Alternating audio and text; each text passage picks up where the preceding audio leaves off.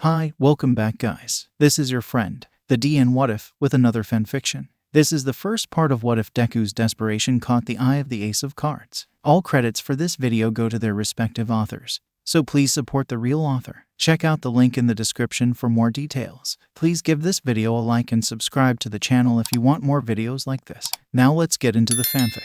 Izuku glanced up at the clock, still ticking on the wall. It was his last year of middle school, and Izuku was finally going to be free. He would try out for UA, and he would be a hero. He would help others, those in need. He would be the first quirkless hero. Oh yeah, Midoriya, don't you want to go to UA? too? Izuku had never hated the teacher more at that moment. All the eyes of the class turned to him as they burst out laughing. No way, he's quirkless, he can't get into UA. Izuku shrunk back, resolving himself to his notebook once again. Maybe they'd just leave him alone. It seemed to somewhat work until the end of class. He was quickly shoved to the side as explosions burned his skin. Listen up, Deku Bakugo sneered. You're even worse than the rest of these damn rejects, you quirkless wannabe. You really think they let someone like you in when they could have me? Izuku struggled to stand for a minute, catching his breath for a moment. No way, you've got it all wrong. He gasped out. Really, I'm not trying to compete against you. You gotta believe me. It's just that I've wanted to be a hero since I was little. I may not have a quirk, but I can still try my hardest, can't I? You'd never be able to hang with the best of the best. You'd die in the exams. Defenseless Izuku, the school's already crappy. You really want to embarrass it more by failing so hard. Katsuki laughed, eyes darting to the hero analysis for the future notebook discarded on the ground. Huh, one of Bakugo's friends cocked his head to the side, confused. Hero analysis for the future. Don't tell me you're taking notes on how to be a hero. Bakugo laughed again, picking the notebook up. It's so pathetic. He's delusional. Another laughed from behind Katsuki. Hey, gee, give that back. Izuku cried. He'd spent months on that thing. He watched as it was exploded and thrown out the window. You know, if you really want to be a hero that badly, there actually might be another way, Katsuki pondered, before cracking a psychotic smile. Just pray that you'll be born with a quirk in your next life, and take a swan dive off the roof of the building. Izuku froze like a deer in the headlights. Take a swan dive off the roof. He watched as the group laughed and scampered away, leaving a teary-eyed Izuku on the floor. It took him a while, but he eventually hiked himself up off the floor and out the door. He found his notebook in a water feature, directly outside the classroom window. Just his luck, really. Izuku started his walk home, turning around the corner of the school. He was completely alone, and was probably going to miss his train.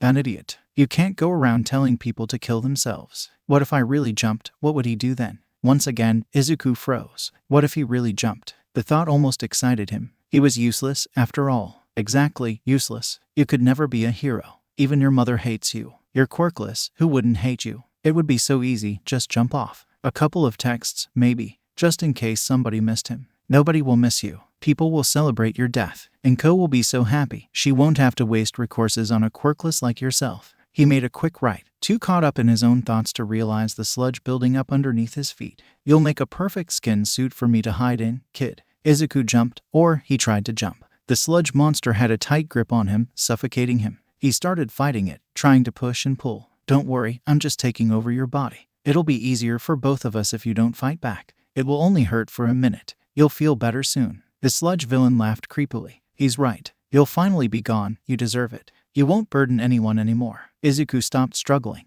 The darkness was comforting, almost. An odd feeling encased him, a sense of suffocating peace. His throat clogged up. Was this dying? It was sad, really. This villain had such an interesting quirk, after all. He wondered how it worked. Did it encase him, or did he simply turn on command? How did he spring from the ground? Could he? Have no fear, you are safe. Was that All Might? Holy crap, that was totally All Might. Now that I'm here, that is. All Might added. Now, Texas. Izuku was practically breathless, and not just because he was being suffocated. SMASH. And with that, the villain burst into pieces, dropping a hacking Izuku to the floor. Holy shit, you're All Might. Wait. Izuku called. He needed to ask just one question. All Might no. Yagi turned to face him. See, can I be a hero even without a quirk? The man studied Izuku. He sighed. Pro heroes are always having to risk their lives. Some villains just can't be bitten without powers. So no, I honestly don't think you can be a hero without a quirk. Izuku felt tears welling in his eyes as he looked away.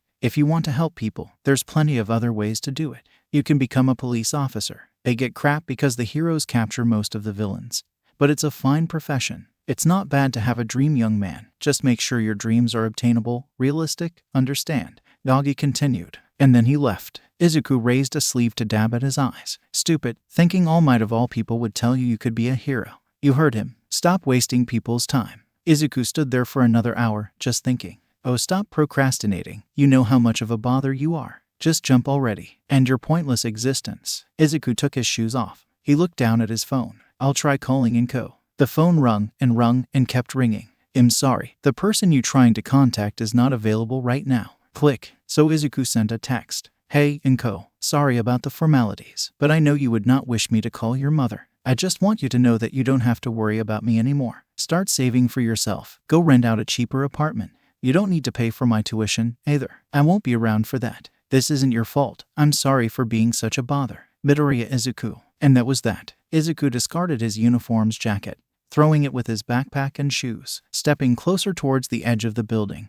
Izuku glanced at his other contact, Katsuki Bakugo. His finger hovered over the contact button. No, he threw his phone off to the side, making sure it landed on his backpack. After all, Inko could sell it, give it to someone who deserved it. Maybe he could do something good before he died. Izuku looked down at the street. Almost nobody was there at that moment, maybe one or two in the alleyway. It was almost 8 o'clock at that point. Who wouldn't be heading home? Izuku wouldn't, of course, but that wasn't important. He wasn't important. And so Izuku turned his back to the world and fell. Quirk Shadow Walker, Quirk Quick Spirit, Quirk Glacier Movements, Quirk Telekinesis Minor, Quirk 7 Sins, Combine, Quirk Shadow Walker, Quirk Quick Spirit, Quirk Glacier Movements, Quirk Minor Telekinesis, Quirk 7 Sins, Combine. The words glared at Izuku in the darkness. What? Quirks, combine. Oh, this was Izuku's quirk. And it was finally coming in, right after he needed it. How ironic. Izuku looked at the list of quirks. 5. He grinned. There was so much to explore with this quirk.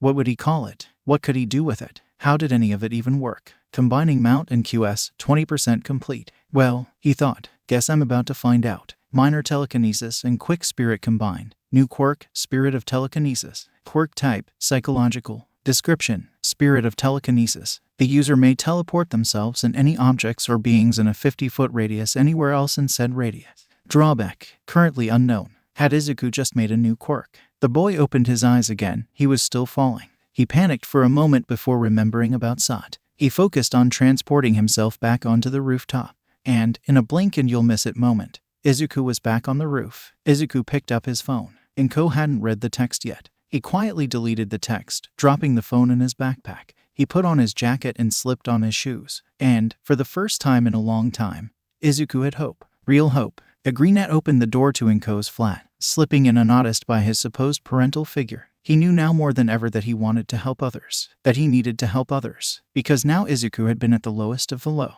He had stood at the edge of the roof and jumped, preparing himself for the fall. Nobody needed to do that ever again. Not in Mutasafa. Not if a certain green-haired boy could help it. Izuku Midoriya was dead. What stood in his place was someone great, someone powerful. Not a hero, no. He couldn't be a hero. Not without his license or without having to follow any of those petty rules. Not without having to join such a corrupt system, no. Hello, I'm Pro Villigante of Hope, Ace. How do you do? Izuku pondered whether or not he'd tell Kaken and the others about his quirk. He decided not to tell them, just accidentally use it in front of them one day. Now how did he tell Inko? Well, he'd do the same thing, just the first time he sees her next. That turned out to be the next morning. Izuku, pass the salt this instant. Inko shouted from just the other side of the table. In the past, Izuku would have internally groaned, bit his lip, and passed Inko the salt. But this was the present, and present Izuku was a petty bastard. Sure thing, he simply mumbled, waving his hand. He heard an abrupt gasp and felt his mother's caretaker's eyes on him. That's what told him he hadn't missed his target. Izuku, you have a quirk. Yes, he hummed simply, teleporting his cup into his hand. He had more interesting things to focus on.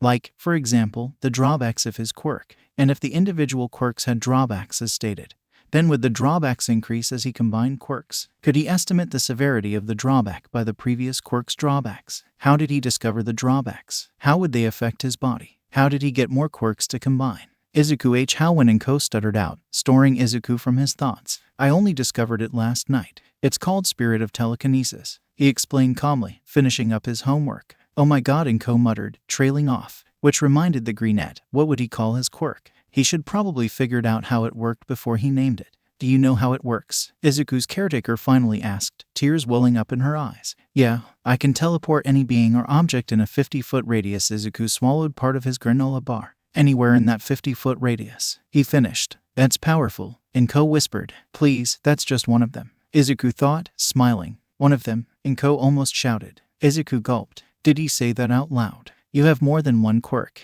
Inko asked breathlessly. Well, yeah. Izuku repeated calmly, standing up. Now if you don't mind, I need to get to school. Wait. Izuku had already closed the door behind him. Izuku was never that lucky. He had been registered quirkless for 14 years, after all. So he wasn't entirely surprised when his trip to school was delayed by a mugging. If the young teenager was going to be a vigilante, then he was going to have to start saving people then and there. So he did. Hey, hands off, Izuku shouted, teleporting the man back into the street with his backpack. Don't get involved here, kid. This'll be over in a heartbeat. One of the guys growled, throwing a punch at Izuku. He quickly dodged the punch, just like he'd dodge one of Kaken's explosions. He teleported the goon up on a rooftop with one of the others. He was starting to get tired. He hadn't even started fighting. The other two came at the green at full force, one swinging a bat at him. Izuku quickly grabbed the bat and teleported it up into a tree. Damn, that's one quirk, kid. The goon growled. Yeah, what's yours? Izuku taunted. Think he's going to give you the upper hand? The other laughed. No, not really. Izuku gritted his teeth, dodging punches. He finally grabbed one of the guys, teleporting them up with the other two. Clever. What'll you do? No, the villain was cut off as a certain teenager rammed into him, focusing his energy on tackling him down. While he was temporarily confused, Izuku teleported him onto a different rooftop, and so he left the four of them, finally finishing his walk to school. Izuku quietly made his way into his classroom. 13 minutes late. He endured the snickers from his fellow students and the berating from the teacher, even though he was sure Kaken was at least 5 minutes late. No matter, it was fine. He'd deal with it later. He mostly spaced out, eyes often wandering to his classmates. He was tired, more than he should have been. Blinking, he activated his quirk. Combine quirks, Spirit of Telekinesis. Description: the user may teleport themselves and any objects or beings in a 50-foot radius anywhere else in said radius. Drawback: if used too often, user will become overly exhausted. Oh, that's why he was so tired. Would have been nice to know that beforehand. He'd used it 8 times in less than 24 hours, and 5 of those times he used it on people. Midoriya, are you even listening? The teacher snapped. The green-haired boy quickly looked up and nodded, stopping himself from wincing as laughter filled the classroom. Then answer the problem in the board. Okay, Izuku blinked, eyes darting to the board. Easy, he thought. The answer is 4672, ma'am. The teacher muttered something about useless quirkless students before turning to the board and continuing the honestly unneeded maths lesson. Well, it was unneeded for Izuku. He'd learned this in 4th grade, for Christ's sake. God, today's day was going to be long. Izuku ran home, taking the scenic route. He didn't particularly want to talk to his mother at that time, and he had more important things to work on, like his quirk, like his vigilante work. The teenager had decided that Ace would premiere in about 2 or 3 weeks. He already had a suit in mind, and it was a bit inspired by Eraserhead's costume. Eraserhead had always been Izuku's second favorite hero. He wasn't flashy and he got the work done quickly. Now, however, after hearing what he had heard from All Might, Eraser had been promoted. Izuku would always look up to All Might. He did save people in the end, even if he was somewhat a fraud, but Eraserhead would always take first place. So he got to work sketching in his notebook as he wrapped a bandage around his horrifically burnt hand. He was surprised he had no permanent damage. He was Kaken's main target, after all. When Izuku finally arrived home, he was exhausted. He needed to rely less on that particular quirk if he wanted to be a successful vigilante. Opening the door, the first thing he found was a worried Inko Midoriya. Izuku, she exclaimed, sitting up straight. Inko, he nodded. Listen, we need to. Inko started. Not right now, homework. He dismissed, one eye darting towards the blood bleeding through his bandage. Is that blood? Inko asked, distressed. She only cares because you have a quirk. You don't have any worth, any potential. That was the first time Izuku had heard the voice since last night, which was a good thing. Yeah, it's fine. Just a burn. Izuku responded blankly. Who did that? That's such an awful thing, Izuku. Inko whispered. It didn't matter 30 hours ago. Why does it matter now? He laughed quietly, turning to his room. Izu, Inko called, but the greenette had already closed the door behind him. It was time to get down to business. If Izuku wanted Ace to premiere within 2 weeks, he'd need to start work on a costume immediately. Figuring out his quirk was equally important, of course, but did you expect him to fight crime in his school uniform? Even he had standards. Either way, the green-haired boy needed his costume immediately. Figuring his quirk out was equally important, but he wasn't going to fight crime in his school uniform. Even he had standards, so he needed something that wouldn't limit his mobility and would still add on to his fighting. Plus, it had to look really cool. So Izuku hopped into the internet and ordered some red, black, and dark green fabric. It was to turn up that Tuesday, the following morning. That would give him almost 2 weeks to make his costume and figure out his quirk. God, he was in for quite the ride. The ride started at school the very next day. After Izuku had dropped the fabric off into his room, and Ko had made him breakfast for once and he'd run off to school before they could even start a conversation. He'd been berated for not doing his classmates' homework in homeroom, and he'd provoked an attack all within the first 2 classes. So he was currently stuck in study hall, blankly staring off into the distance. He wondered what the quirk 7 sins was. Quirk 7 sins. Description: user can inflict the after effects, feelings of one of the 7 sins on any given entity that is conscious. Drawback: currently unknown. Well, that's handy, the teenager thought, smiling as the words appeared in his vision. The 7 sins. What a neat name. Izuku might just have to combine that with something. What did he have? Quirk: glacier movements. Description: user can create glaciers of ice that shoot around, melting behind them as they spread. Drawback: currently unknown. Quirk: shadow walker. Description: user melts into shadows, moving twice as fast as usual. If no shadows are present, user will turn into a shadow. Drawback: currently unknown. Now that was handy. The quirk seemed pretty powerful, too. Izuku was well on his way to becoming a vigilante. To bring a hero, license and all. He would go to UA, and he would become a hero. Even only with spirit of telekinesis, he'd be pretty much set if he could train it to be more powerful. Which reminded him, Izuku, are you even paying attention? Izuku internally groaned, eyes turning up to the teacher with his usual innocent expression. Of course, he smiled, eyes focusing back on the teacher. The teacher almost laughed, but turned back to the board and continued to write notes on it. The others chuckled in the background. God, he was so done with this school. What, now you think you're better than them? Izuku almost winced as the voice spat at him. How pathetic, you're so useless. Yeah, sure. He had more important things to deal with, anyway.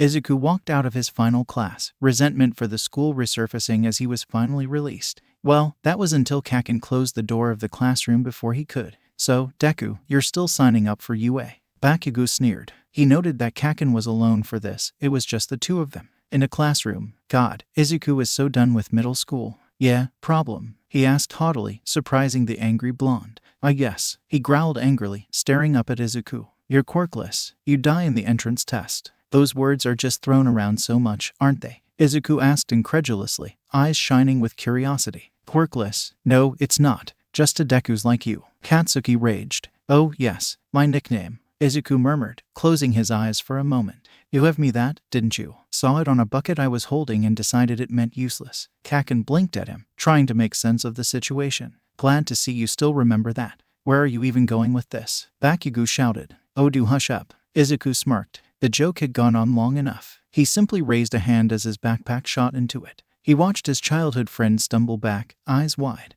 The greenette gave him a smile. You need to research before you make such bold claims. And then he was off. Okay, maybe showing Kaken he had a quirk was not the best idea. Izuku would admit he had gotten angry when he was confronted. He shouldn't have given in and used his quirk at school at all. And definitely not around Kaken. Izuku panicked, quickly trying to outrun the blonde, who was currently very, very angry. Get back here, you nerd. Explain, Katsuki shouted, chasing after the distressed greenette. I need to get away. And quickly. Izuku thought he needed to get out of there or overpowered Kaken, which just wasn't going to happen. Then, while running through particularly dubious streets, an idea came to mind. He took a quick right into an alleyway and merged with the shadows. What, nerd, where'd you go? Katsuki shouted angrily. He'd wanted an answer for this. Izuku slipped around the corner, following underneath the shade of the trees. Some of the shadows looked a little odd when he passed by them. And he noted how he wasn't affected by the sun, so it appeared he stayed as the shadow he joined into, including the state. Other than that, he was just walking in the shade. He understood why the quirk was called Shadow Walker. It was hard not to. Izuku finally slipped out of the shadows when he recognized his apartment. He dodged into the building and continued up the staircase, grabbing the package by his door as he went. Finally slipping through the hallway, Izuku found his caretaker waiting for him in the kitchen. Izuku, I heard you and Ko faltered. Looking Izuku up and down, Izuku raised an eyebrow, daring Inko to finish that sentence. She gulped. Izu, what happened to who burned you? She finally muttered out. Izuku could have laughed. If he hadn't just outrun Kaken, used a new quirk for the first time, dealt with the voice in his head, and kept up with the usual torment at school, he'd be rolling on the floor. Inko Midoriya was concerned about a small burn on his cheek. She'd done worse. She was concerned about how little he weighed. She'd deprived him of food and water. She was concerned about how little help he seemed to need. She'd beaten him if he got anything less than an A. She'd put up with your uselessness. She'd taken on your burden. She'd punished you accordingly. The voice could get very annoying sometimes. It's just a small burn, Izuku simply answered, voice devoid of emotion. He had things to do, things that weren't bothering Inko. I'll clean it up later. He turned around and headed to his room. Inko was mad. The brat had a quirk, a kind of teleporting telekinesis quirk. On top of that, he refused to tell her anything and continued to come home with burns and bruises. She'd continue to play the concerned adult, of course. Izuku's quirk was strong, easily a hero's quirk. He could bring her glory, but he at least had to make her dinner, the brat. Izuku applied the final bandage over the burn lotion, pressing it down slightly. He winced at the sudden pain, but quickly recovered and slipped out of the bathroom. He grabbed his package that rested on top of his bed and grabbed the blood-stained box cutter from his desk. He quickly slashed at the box, not realizing he was also taking his anger out on his hand until it was bleeding. Oh, bloody hell, Izuku murmured, grabbing a couple of other bandages. Why was he so clumsy all the time? You're so useless, Izuku. Finally, he managed to stop the bleeding and finish opening the package. He smirked when he saw the fabric he ordered, the red poking through the depths of black and green. Now he simply needed to create it, and he already had a few ideas. He wouldn't admit it, but it had been somewhat inspired by both Robin's outfit and the Joker's. They had the same sort of vibe Izuku wanted, and the Joker's colors were green and purple. Either way, Izuku was happy with the design he'd chosen. The outfit seemed fitting for his night patrols, and it covered his face. Now all he needed was the voice changer, but that wasn't due to arrive until the next day. He had a while to make the costume before he had to install the voice changer, but it wasn't that long. He should probably start working on it before it was too late. Quickly grabbing some thread, Izuku went over to the sewing machine that his caretaker kept in his room and started on his vigilante costume. The design consisted of a basic black form, with green designs draped over it and a red ace sewn onto the top. He had a mask covering his face with some shaded glass he'd found cheap. It would cover his eyes but allow him optimal vision, which was exactly what he needed. The voice changer would be connected to a mouthpiece with a red ace symbol printed on it, which he would drape a cloth over the inside of to give his identity more protection. His hair would be covered with a hood that wouldn't come down unless you pushed in a certain way, meaning his identity would be a complete secret. Izuku ran the idea through his head as he managed to not kill his hands with the sewing machine, threading the fabric together. Keeping the idea fresh was important to him. It helped him with the design. He had experience from the hundreds of times he came back with a burnt or somehow destroyed uniform that Inko had refused to replace. All he had to do was survive the rest of the year. He would get into UA, and he would become a hero, the legal way or not. Well, it sure as hell wasn't the legal way. The next few days were hard for Izuku, and Kaken didn't lay off on the bullying, and if anything, it got worse. His voice changer arrived a day later than was expected, and he got there to grab it just before Inko laid eyes on it. She'd gotten worse, too. She wasn't physical anymore, but she expected him to make dinner and clean the apartment, and was just generally negative towards the poor greenette. However, he finally had all the things he needed for his costume, and he just needed to fix the hood, wire up the voice changer, and get some weapons for self-defense. If it was up to Izuku, he'd be getting himself a capture weapon like Eraserhead. But he didn't know what the weapon was made out of, and if he got the materials wrong it could be disastrous, not just for him but also for the people involved. So he needed either a gun or some knives. Izuku is not dumb. Far, far from it. He's exceptionally observant and always top of his class, second only to Kaken. And only because the first time he surpassed him he didn't ever really lessen the severity of his attacks. The boy decided to let him have first, even if he had to settle for second. He knew if he killed or did permanent damage to another, he'd never forgive himself. He needed something that was somewhat non-lethal. Besides, guns were hard to come by and you needed multiple licenses to be permitted to buy one. And they were expensive. He'd never find enough money in time for his debut. So knives were the easy option. Much easier to hide, too. They were less expensive. They weighed less and not just on his consciousness, and he knew a great defense shop that sold them. He was good friends with their cashier. Now he just actually needed the knives. Carefully walking into the store, Izuku made sure to draw no attention. He'd learned from years of experience that it was better to not be seen at all than to be seen and recognized later. With how rare his status was, they would assume he had a quirk. When they found out otherwise, they'd assume he had been trying to keep up a double life. Ironic, considering he was just planning on how to smoothly run his new double life. Izuku-kun, what do you need? Satsumi greeted, slightly confused. Just started a part-time in a rough part of downtown, Satsumi-san. Izuku smiled softly. Ooh, I got you. Satsumi nodded in understanding. going round the back of the counter. Satsumi's quirk was called Selling Teller. Her quirk let her see the relationships of everyone she sold something to. She was bullied throughout middle school for her useless quirk, and was shunned by a lot of people because of her quirk. When Izuku said rough part of downtown, Satsumi knew what was up. Come over here, I got some new stock in just a week or so ago. What are you looking for? She asked, leading the greenette towards the selection. Probably a starter's set, Izuku admitted. Maybe something more for melee, though. I have just what you need. Satsumi smiled down at him. The younger shivered slightly. The smile reminded him of the Cheshire Cat. We have a beginning set of throwers for 2,803 yen, and then we can present you with this. She held out a palette of sharper, longer-bladed knives for 3,235 yen. Izuku's eyes widened. These were extremely cheap for the kind of knives they were offering. The catch? He asked, raising his eyes in mock suspicion. Satsumi laughed. No catch. Those two for 6,038 yen. Oh, Satsumi-san, thank you. Izuku smiled. The real question was if he had 6,038 yen on him. After falling asleep at the sewing machine, Izuku decided he should probably take a quick break. He deserved it. He'd been working hard all afternoon and his costume was nearly done. The clock showed 3:46 a.m. Blinking rapidly, Izuku stared at the clock. When had it gotten so late? Well, so early. At least he'd made dinner for Inko before he stayed up all night working. It's not morning yet, the voice reminded him. Damn it, you can't even tell time right. How will you ever amount to anything if you keep screwing up like this? Gulping, the greenette shook his head and grabbed a packet of walnuts that Inko had left on the kitchen counter. The room was shrouded in darkness, and Izuku almost thought he could make out a shape in the far corner, but he was definite it was but a towel. The pristine counters looked faded in the bluish light of the clock, the stars twinkling around outside.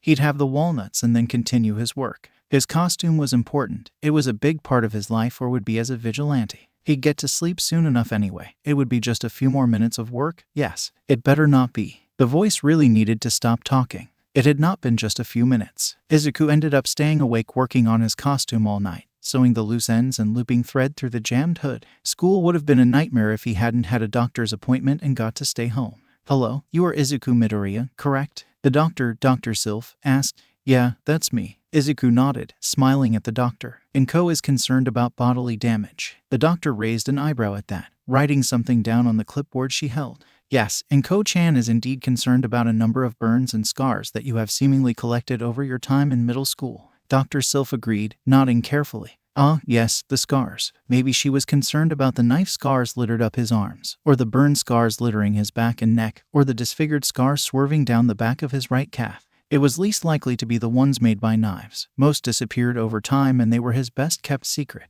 He highly doubted Inko knew about those. Can I? Look. Yeah, sure. I have one on my calf down here. Izuku almost tripped, but kept steady on his feet and hauled his right leg onto the table. I think it's one of the worst, or better, depending on if you count by area damaged or singular amount of damage. It is possibly the one on my lower back could count as the worst if we're going by area damaged.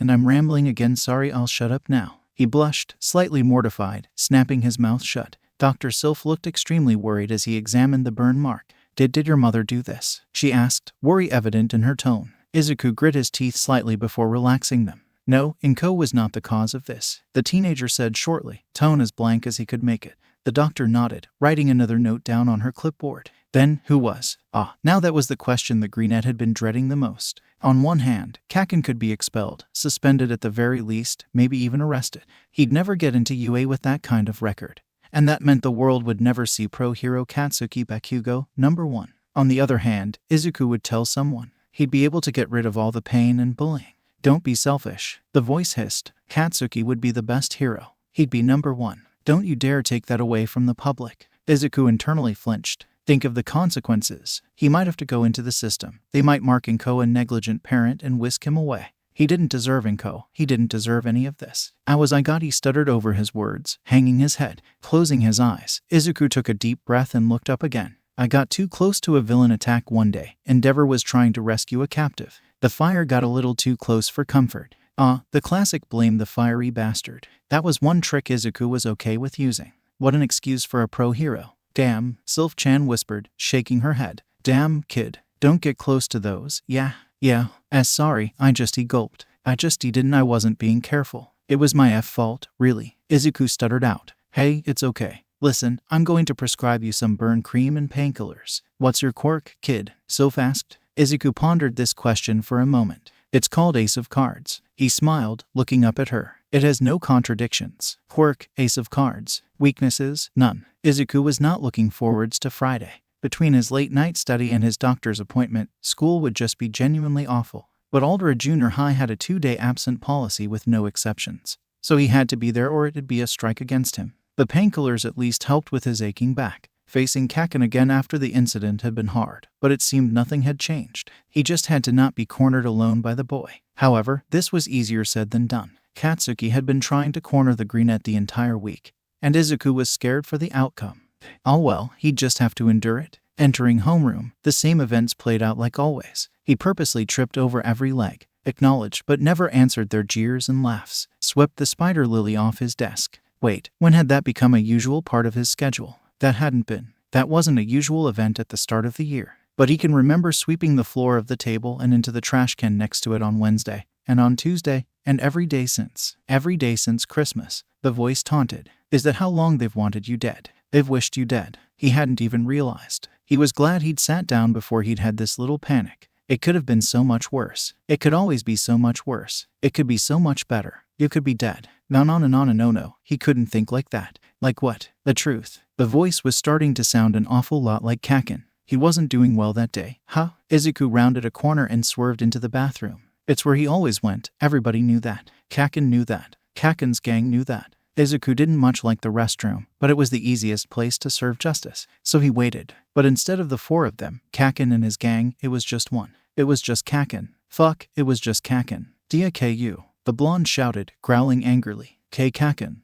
How when the brunette gulped. Why are you here? You know why I'm here, you shitty nerd. Bakugo shouted, eyes raging. Izuku flinched. IUC spit it out. I just tell me already. My quirk manifested last week. Izuku finally shouted. He was glad they were on the other side of school from the cafeteria, otherwise someone would have heard him. I was a late bloomer. It manifested when I tried. The words died in his mouth. He'd almost told Bakugo about his suicide attempt. Of all the people, talking about Bakugo. The boy stood still, obviously seething with rage, but it was duller. He looked almost surprised. When you tried to what? He finally asked, eyes not leaving the cowering brunette. When you tried to die, but couldn't even bring yourself to do that. When Izuku's throat was dry. When I dodged a knife. A good enough excuse. A mugging would be his quirk manifestation. Yes, seemed simple enough. Apparently, a good enough one to get Katsuki to drop him. A knife. The boy scoffed. Yeah, mugging. Izuku answered shortly. What a dumb quirk. Can't even manifest right. Can't even die right. The voice really needed to stop talking. Leave it, shitty nerd. No one will believe you have a quirk anyway. Go jump off a roof. Same advice as last week. Didn't anything ever get old to Kaken? Yeah, sure. Izuku muttered before watching Bakugo leave the bathroom, the door swinging wildly behind him. Huffing, the vigilante to be steadied the door before heading outside to have his lunch. Maybe he'd get some peace and quiet then. Izuku picked up his pace when he heard shouting. Lunch wasn't over for another 43 minutes, and his whole thing was helping people in need. Turns out the situation struck a little closer to home than he would have liked. There was a group of maybe 7 students, all crowded around shouting at another student for seemingly no reason. A few small stones were being thrown at the purple-haired student who currently looked annoyed and slightly withdrawn. Bullying in all its form. Hey, he shouted, voice a little angrier than he would have liked. The students turned around in surprise. They'd thought they wouldn't be found behind Aldera Junior High at lunchtime.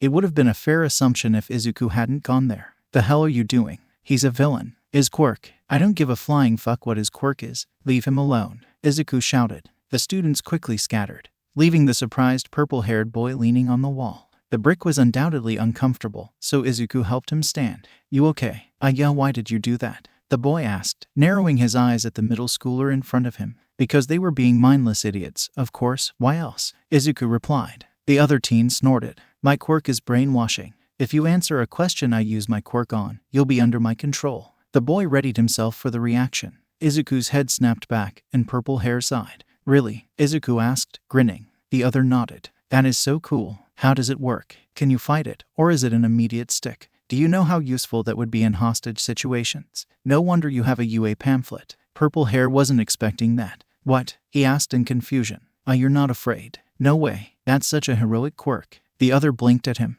You're the first person to ever say that to me. What? Izuku gasped. But your quirk is so cool. Think of how many people it can help. Others think it's villainous. Purple hair sneered. Well, I don't. Izuku smiled, presenting his hand to the other. I'm Izuku Midoriya. What's your name? The boy smiled back at him. Shinsu Itoshi. Nice to meet you, Midoriya-kun. So, what's your quirk? Shinsu asked, swallowing a bite of the salami sandwich he had. It's called Ace of Cards. Izuku smiled. Interesting name. What does it do? Absolutely no idea, Izuku admitted, before catching Shinsu's glance of confusion. I was a late bloomer. My quirk manifested last week. I've been quirkless my entire life. And Shinsu stared. Wow, he whistled. Must be wild getting your quirk now, huh? Oh, it is, trust me. It's absolutely crazy. Izuku agreed, nodding his head before pausing. I've been meaning to ask, is there any way to see your quirk coming? Other than the questions, I mean. Does your voice have another tone to it? I don't know, does it? Shinsu grinned. Well, you basta. Izuku stopped mid-laugh, eyes glazing over with white. Izuku blinked. Hell yes, 2 sandwiches. Shinsu-kun. Izuku whined, eyes full of amusement. Did it have another tone? Shinsu asked, steering the conversation away from the now his sandwich. It didn't. Other than the fact it has to be a question and answer, your quirk seemingly has no forthcoming. Other than the whole villainous quirk thing, does your quirk have any drawbacks? I know in rare cases there aren't, so I thought I'd ask. Izuku stopped his short ramble, eyes turning back up to Shinsu, who had stopped eating his sandwich to give the boy a pointed look. As far as I'm aware, the only drawback is the number of people I can control. I can control 3 people at a time, but with the training UA gives. Shinsu trailed off. Hey, I'm trying for the hero course in UA too. We'll be friends before we even meet in class. Izuku laughed excitedly. Hey, we are not friends. You're some random guy who showed up and started talking, Shinsu said, ignoring Izuku's protests. What? Come on, UA buddies. The greenette pouted. No, I've known you for 36 minutes. Shinsu shook his head. Stubborn bastard. Izuku grumbled. Shinsu grinned at him in response. Sure buddy. Now, I need to get back to Nabu. I'll text you at some point, Shinsu said, getting up and throwing the plastic cases the sandwiches came from in the corresponding trash cans. Ugh, I need to go back to Aldera, too. Text you later. Izuku smiled, hopping back to school. Hopefully, he wouldn't be too late. Izuku dashed home that afternoon, swinging straight through the entrance to his apartment and into his room, not even giving Inko the chance to remind him about dinner. He'd already made dinner, and it just annoyed him further anyway. He wouldn't even be home at that time, anyway. Not when Ace was premiering that night. Izuku slipped off his usual uniform top, making sure to properly undo the tie before tracing a light hand over a scar on his shoulder. Izuku wasn't embarrassed or ashamed of his scars. No, but others were not as lenient about them. No, Inko hadn't been. Glancing down at his scarred hand, the greenette almost flinched. A perfect starburst scar, presented right on the top of it. It was the one scar he was uncomfortable with. It was the first one Katsuki had delivered when the duo were just 5 years old. Izuku wasn't one to dwell on the past, however, not on such insignificant items like scars, only the justice that they carried on them. The justice he had rightfully been served. That didn't matter anymore. Now, he was going to save people. He was going to save those the heroes in the daylight forgot to save. He would be the hope that combated the dark. The petty criminals bellow that grew into the big villains the pros fought would be squashed earlier on. He'd never be charged with vigilantism. As far as everyone else was aware, he was quirkless. He'd use Shadow Walker as a spy quirk. He'd use it to assess situations before he attacked. They'd never know he had that one. He'd use Spirit of Telekinesis to get his defensive weapons and quirk-canceling cuffs faster. But according to everyone else, he'd just trained for a long time. Finally, Izuku slipped on his costume. He was delighted when the hood worked exactly as designed, locking in place. He grasped the mask and attached it to the hood, blinking as he peered through the glass. He could see just about everything he normally could, the sides slightly blocked. Alrighty, we are testing the "oh what the heck is my voice" what Izuku laughed. The voice changer sure as hell did its job. His voice was deeper, made him sound more 16 than 14, but it was lighter and a little smoother. Izuku smirked. Time to go kick some criminal ass. The greenette jumped across the rooftop, never missing a jump. He'd had enough practice dashing around the school to dodge Kakin and the others as well as the intense stakes. It was never life or death, but sometimes he wished it was when he fell. Either way, it was really coming in handy at that moment. Hey! Ace immediately changed directions for the sound of the shout, dashing up a fire escape. A young woman was wrestling with another woman who had been trying to steal her purse. The dastardly lady was starting to get a little too aggressive for Ace's liking.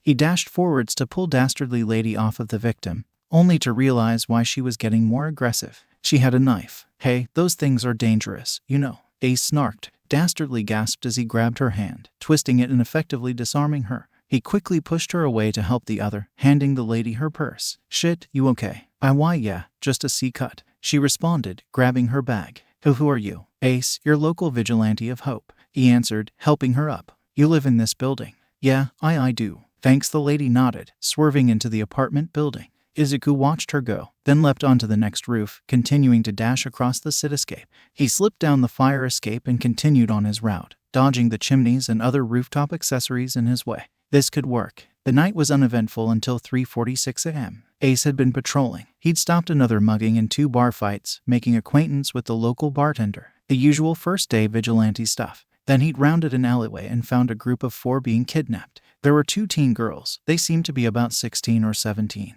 And they were being accompanied by 2 other men, both seemed about 20. They were surrounded by 7 others, and though they were putting up a fight, it wasn't enough, and they were slowly being dragged through the connection of alleyways. 6 of the other 7 wore black masks, covering their faces. The other wore a red mask that only covered his mouth. He had some sort of mutant quirk that was fueled by concrete. Hard to defeat. Ace didn't have anything to combat that. The only other obvious quirks were a net quirk that one had and a paralysis quirk that worked with eye connection. Human trafficking is illegal, you know, Izuku called, slipping out of the shadows. The 7 rounded on him. Look who wants to play hero. One sneered, gonna save the little captives. First of all, wow, that's just rude, Izuku noted, jumping into a neat handspring out of the way of a net that was net quirk guy and then bouncing back into a fight formation. And second of all, the vigilante jumped legs first into a villain's chest, grabbing his knife with saw and slamming the back into the guy's temple. The nets around them disappeared as net quirk fell unconscious. Yes, the others startled in confusion before yelling about, one charging at him with a knife. Well, shit. The man came at him with a quick slice near his arm, veering slightly when Izuku dodges left and grabs his arm.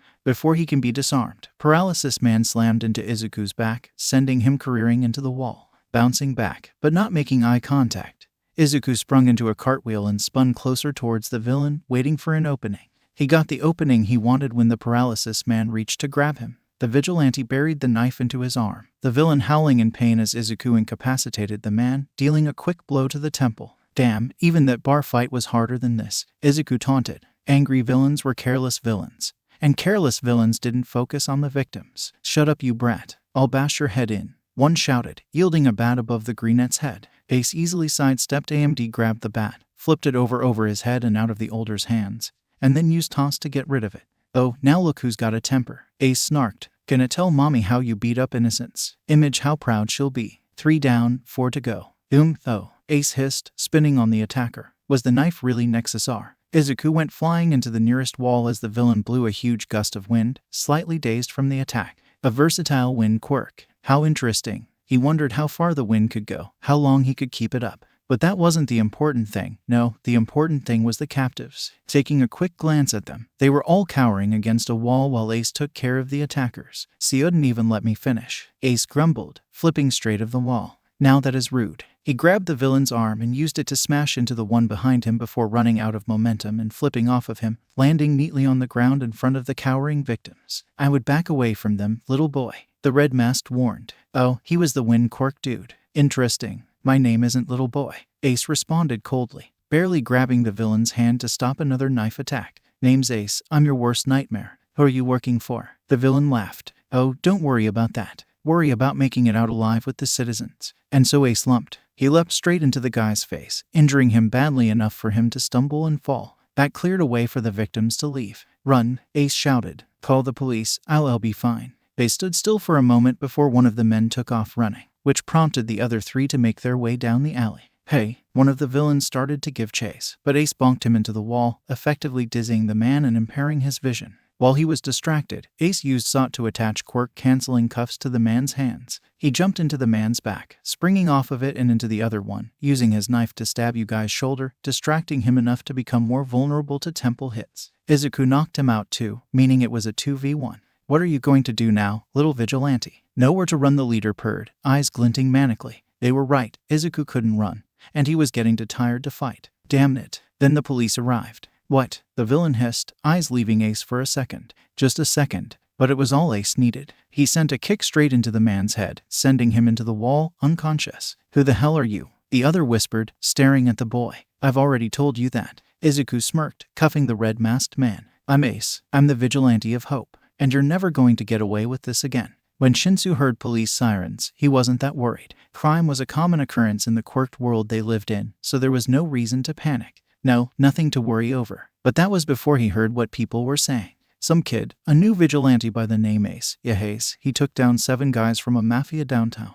Yeah, I know. He saved some people who called the cops. A kidnapping. Apparently one broke up with the boss's son or something. Yeah, I don't know. I heard he's only 16. I wish my son. Is he a guy? Is it a he? I think they said he. I wish my son was doing stuff like that at 16. 7 guys. Mustafa hadn't had a vigilante since Flag, and a teenager who took down 7 mafia members on his debut. Shinsu wasn't worried anymore. No, Shinsu was curious. So, despite his better judgment, the tired teen turned around to head after the police cars. I really need to get shifts that don't end at 3:40 in the morning. Shinsu rounded the corner to find a teenager who looked more 14 than 16 being interviewed by the cops. Name: Oh, I'm Ace. The boy, Ace, nodded to the officer. Sir, you do realize we're about to arrest you on charges of vigilantism, correct? The officer said, deadly serious. He just saved 4 people, for fuck's sake. This is why Shinsu didn't agree with the Hero Public Safety Commission. Then Ace laughed. Hard. No, you're not. Sir, I didn't use a quirk. Ace said, smirk obvious in his tone. So? The officer asked, raising an eyebrow. Vigilantism is specified as illegal quirk use, sir. Ace replied. The officer simply put down his pad and stared. None of my activities tonight were illegal, sir. Oh, Jesus. The officer rubbed his nose. All right, get this kid to Tsukachi. Kid, we'll need a statement, please. Ace simply nodded and started to follow the detective to the office. Ace, that was the vigilante's name. Huh, a vigilante that stuck around, actually waited around for the police to show up, argued with an officer, proved his innocence at the crime scene, and was about to give a statement on the event. Shinsu had never heard of someone like that before, and the teenager had seemed so chipper, almost bouncing as he corrected the officer. Hey, kid, purple-haired boy. Ace's voice snapped Shinsu out of his thought process. What? He almost snarled. He couldn't help it if his instincts kicked in, defense in place. Well, I was just going to suggest heading home. I would accompany you, but I have to give a statement. Ace laughed, nodding in the opposite direction. I can do without your help. All right then, Shinsu. I don't doubt it. I'll see you around. Ace smiled, running after Tsukachi once again. What? Shinsu thought, turning around to head back to his house. The hell was that? It wasn't until well after the fact did Shinsu question how Ace knew his name. What were you thinking? How could you call Shinsu by his name like that? That could compromise your identity. God, Izuku was so stupid. Think of Inko. Think of Kaken. Damn. Well, now he had to give a statement about the attack to Tsukachi. Damn lie detector quirk. Oh well, shouldn't take too long. He'd just tell the detective the truth and, well, if it happened to involve quirk use, Izuku had many years of practice when it came to picking his words carefully. He could probably dance around or even avoid questions for hours on end, maybe without Tsukachi ever noticing if it really came down to it. Now, Ace, can you tell me what you were doing in that alleyway at 3 in the morning? The detective asked, raising an eyebrow at the boy. Yep, I had just stopped another bar fight I was just debuting, and I heard some commotion coming from the alley. Like the model citizen I am, I decided to take a quick look around the block, see if anything was up. Ace responded. The detective nodded, eyes darting back to the piece of paper he held in his hands. All right, were you aware of the hostage situation at the time? Tsukachi asked. Nope, didn't know any kidnappings were planned for tonight. Or is it this morning? Either way, the answer to your question is no. Ace rambled, slightly on edge. Okay then. Name, Ace, legal name. Like how I'm telling you that. The detective sighed, glancing down to the sheet of paper once again. Okay, let's see Tsukachi sighed, tracing the words on the paper with his finger. Here we go. After the witnesses were let go, what happened? I was in a right lot of trouble, that's what happened. Izuku grumbled. The detective raised an eyebrow. All right. I got thrown into a wall, sliced with a knife, cornered and punched a bit, and then police arrived. That's it. Izuku thought for a moment. Technically no, other stuff had happened and that would trigger the detective's quirk, which was bad news for Deku. All the important events, he answered, nodding his head. Tsukachi took that as a truth and nodded once again, reading the next question on his sheet of paper. What is your quirk? Ace of cards. What does it do? Same question Hiroshi asked. Man's smart. Doesn't just leave it at the name of the quirk. No. Izuku would like to know what he could do with a quirk like Tsukachi's, what he could combine. Honestly, Ace asked, raising an eyebrow inside his mask. No fucking clue. The detective sighed, obviously realizing the truth of the sentence, before reading the next question on the list. Did you use your quirk during the fight? Did he use a quirk? Yes. Did he use his quirk? No, he didn't. His quirk combining and storing quirks, and he didn't combine or store any quirks throughout the battle, meaning he could truthfully answer no to that question. No, sir, I did not. Ace answered, the mirth on his facial features bleeding into his tone of voice.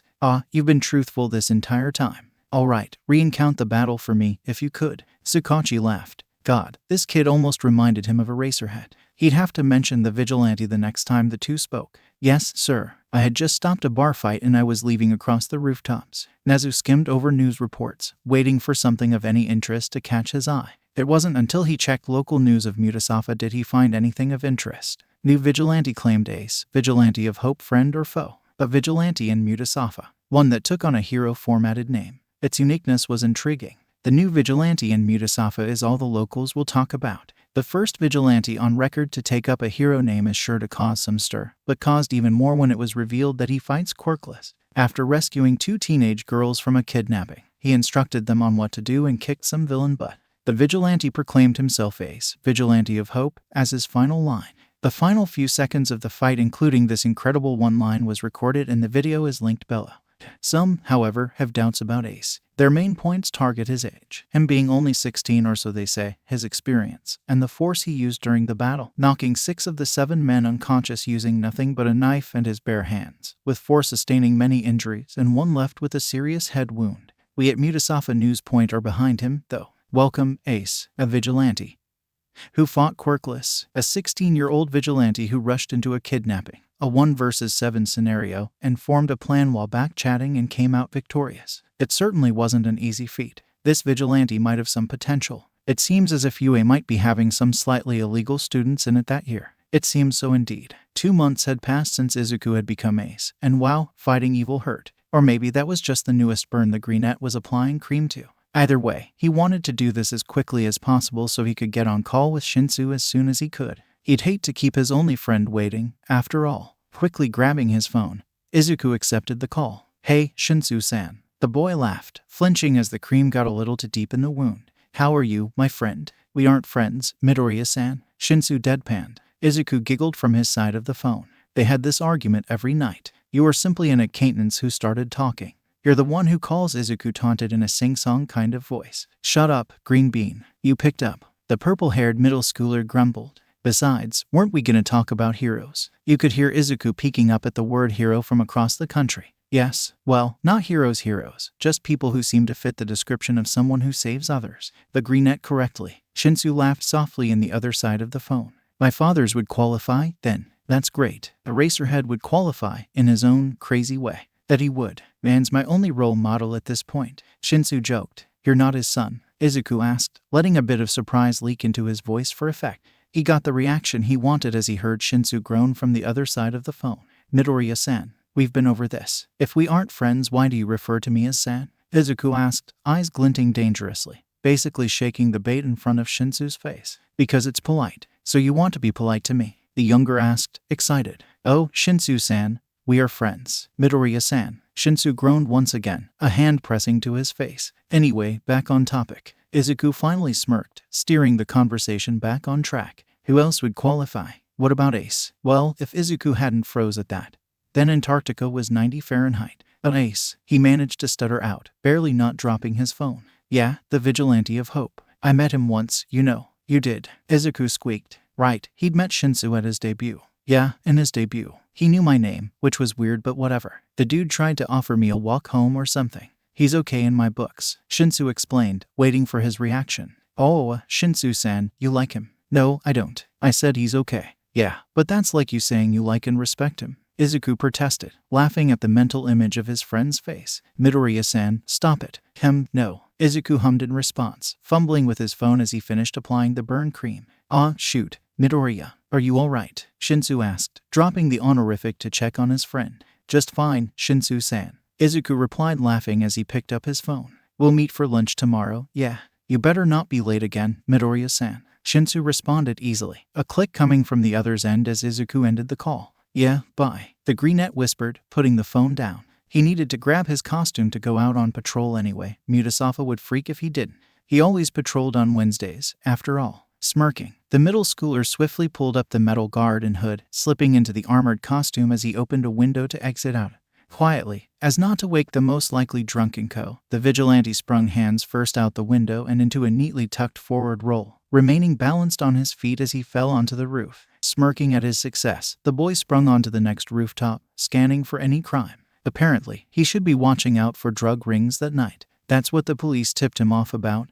Anyway, he was giving Tsuchaki a real hard time. Hey, problem child. Eraserhead. The two often ran into each other as their patrol routes clashed, and Ace was about 80% sure the Eraser was fond of him. Not like Ace would ever tell him his civilian identity, but he knew Eraser was Aizawa, who taught the one a class in UAS hero course, so they might meet anyway, even if Aizawa wouldn't know it. The vigilante chuckled, remembering their first meeting. Ace had been active for about a month at that point, and honestly, the public was rather fond of their vigilante. The news had eaten him up, reporting on everything he did, every patrol. Hell, he had a newspaper literally dedicated to him. It was absolutely crazy, though the hype was dying down. The general feeling of safety wasn't, though. That's what Ace was living for. It was a cold Friday night when the pro and the vigilante had met. Izuku had just finished stopping a breaking and entering and was climbing up to his favorite roof spot scaling the abandoned building. He'd gotten some bandages out and was treating a knife wound while he scanned the streets below. If need be, he would jump into action without the proper medical attention, but he'd much rather have a bandaged arm. It made fighting just that much easier, you know. Either way, what he was not expecting was a gruff but curious voice coming from the roof directly in front of him. Got in a bit of trouble, then? Ace's head shot up, eyes shining and knife already in his hands. Upon glancing at the man, the knife was lowered.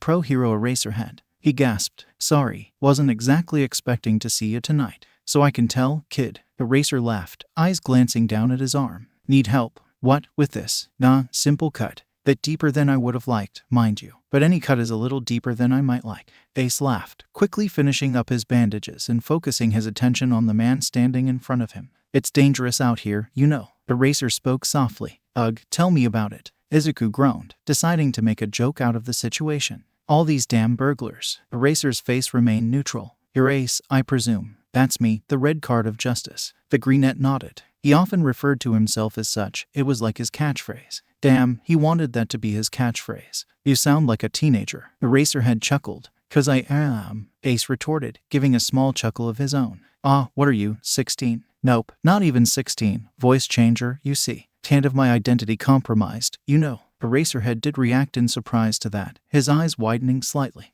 How old are you then? He asked. 14, in middle school. I plan on the UA entrance exams, you know. Izuku responded, a twinkle in his eyes. Don't tell the press that, though. Who knows who they'd connect to me? You're 14, Eraser asked, eyes narrowing. Kid, it's like 2 in the morning. Wow, really? Could have sworn it was 10 when I left. Ace snarked, laughing internally as the pro hero tried to decide how he felt about the vigilante. Damn it, kid, this is far too dangerous, Aizawa started. Well, can't lecture me if you can't catch me. Ace responded, quickly cartwheeling out of his capture scarf's range and hand springing onto the next rooftop. Fuck, kid, Eraser swore, jumping across the rooftops to chase the vigilante. The two were caught up in a quick chase across the city. Every time the greenette was in range, he slipped out the next moment. Sometimes it looked as if he disappeared into the shadows only to reappear out off them down in the nearest alleyway a second later. The kid knew what he was doing, damn it. Tsukachi was right. It was no use catching him. They couldn't charge him or anything. Nothing he did was illegal, and if they did, it would cause an uproar in Musutafu. Talking of Tsukachi, they were heading to the police station. Blast this child. All right, kid, all right. Eraserhead sighed, stopping on the side of a building. He watched Ace screech to a halt mid-handspring, then turned to face him, not even getting off his hands. Yeah, what have you got for me? He asked, grinning wildly. Fucking hell, kid looked like Nezu. All right, problem child. Here's the deal. I need your help on something. A human trafficking ring. Said you were the best. Mind popping down to Tamaki Street on Sunday. Eraser finally sighed. He was uncomfortable with someone as young as last year's students helping him take down a trafficking ring. But he was supposed to be the best, and if he was into much danger, Eraser could always pull him out. Trafficking, eh? Yeah, sure, I don't see why not. I'll meet you there at say 10. Yeah, all right. Talk to you later, Eraser. Ace chirped, flying back onto his feet and jumping back down into the alleyways of Musutafu, disappearing from thin air. Damn it, that problem child was gonna be the death of him, Aizawa could already tell. Snapping out off his thoughts, the vigilante turned to face the pro. I.e., Eraser. He cheered. I've been looking for you, kid. Tsukachi wants us, Eraser said, beckoning the young vigilante. Izuku cocked his head to the side, but got up and followed the hero anyway, curiosity winning the teenager over. Tsukachi. All right, I suppose. Let's see if he's done his job properly, then, Ace laughed, backflipping onto the roof behind him before swerving around and running to the police station, propelling himself off the wall and onto a higher rooftop, watching Aizawa follow him on his left. The two landed directly in front of the police department's door, Aizawa simply striding in and knocking on Tsukachi's office door as Izuku followed close behind. It only took the detective 4 seconds to answer the door, silently welcoming them in. Ace ignored the stares from the other officers. He had only ever been in the interrogation room of the building for statements, so some of the other officers were seeing him in person for the first time. The door clicked shut behind them. "Ah, Eraser, Ace. There you two are. Come in, please," Tsukachi said, letting the two take a seat. "I have to talk to you about something." A file was thrown onto the desk as the detective seated himself, fingers steepling slightly. "This is the folder of one Inko Midoriya." "Oh, fuck. Midoriya?" Ace asked, almost in disbelief. "Yes, why? Do you know her?" the detective asked.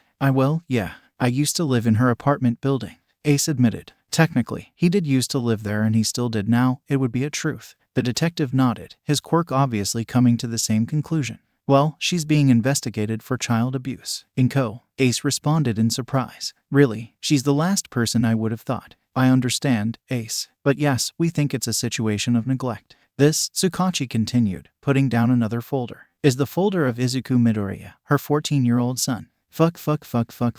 Wow, Eraser spat. "Why did you call us in?" Ace asked. "I mean, we'll take the case, but why us specifically?" "The kid is quirkless," Tsukachi responded truthfully. "I thought you two would relate to him more." "Oh," Ace responded softly. "I see. We'll take the case." Aizawa responded. "Come on, Ace. It's only 10 right now. We'll go talk to Inko." "Yeah. Of course," Ace responded, nodding as he followed Eraserhead out of the detective's office. "Inko, right." The two traveled to Izuku's apartment in tense silence. Eraser wanted to ask him a question, he could tell. "Oh, out with it already. We're going to deal with abusive mothers, not awkward questions," Ace finally said, turning to face Eraser, who sighed and slowed down to a walk. "In the office, when we were talking about Inko, you were disconcerted. What was that about?" Aizawa finally asked, turning to look at the vigilante. Izuku gulped. "This could go very, very wrong. I know Inko. We aren't like the closest or anything, but we talk at least once a week. I never guessed I didn't." Eraser simply nodded in return. "It's bad, knowing someone who's expected for child abuse. I don't. But hey, it's your job and my hobby, right?" Ace joked slightly, starting to pick up the pace. Eraser nodded, getting the message. Not now. They were in for a long night. Ace and Eraser knocked on the apartment door. Ace hoping like fuck that Inko was sober for the upcoming conversation. Hell, he hoped she was awake. "Who is it?" Inko shouted, and Izuku almost flinched. A quiet godamnit was heard and the door opened up about a minute later. "Vigilante Ace." "Hello, are you Inko Midoriya?" Aizawa asked. "Yeah, that's me, Inko Midoriya." "Why?" the woman asked, narrowing her eyes at the pair. "I am pro-hero Eraserhead. Ace and I are here on behalf of Musutafu Police Department on suspicions of child neglect," Eraserhead explained, gently oushing the woman aside. "Can you explain to us why that may be?" Inko spluttered, eyes darting between the vigilante and pro as the two entered her living room. "Child neglect. Yes, we understand your child, Izuku Midoriya, is quirkless. Is that correct?" Aizawa asked. "Ugh, yes," Inko grumbled, shaking her head as the two watched her. "Has the joint and everything." "Miss Midoriya, when was the last time you checked on your son?" Ace asked, hoping Inko wouldn't recognize his voice. "Checked in? What do you mean by that?" Inko asked, confused. "I mean, when was the last time you asked about how he felt?" In reality, it was about 2 months ago. Inko stuttered, looking around. "I'll go get Izuku out to answer some questions, shall I?" "No, she can't do that. You should have refused the case. You're so stupid, Izuku." "Oh, that won't be necessary. You wouldn't want to interrupt his sleep, would you?" he simply asked, thinking fast. Inko blinked, eyes darting around wildly. Of course not." When was the last time you made him dinner? Or bought him a new school uniform?" Aizawa asked, raising an eyebrow. Miss Midoriya, with all due respect, you don't seem like the most responsible parent." Eraser growled. "We'll be sending CPS over to collect Izuku in the morning while we further the investigation."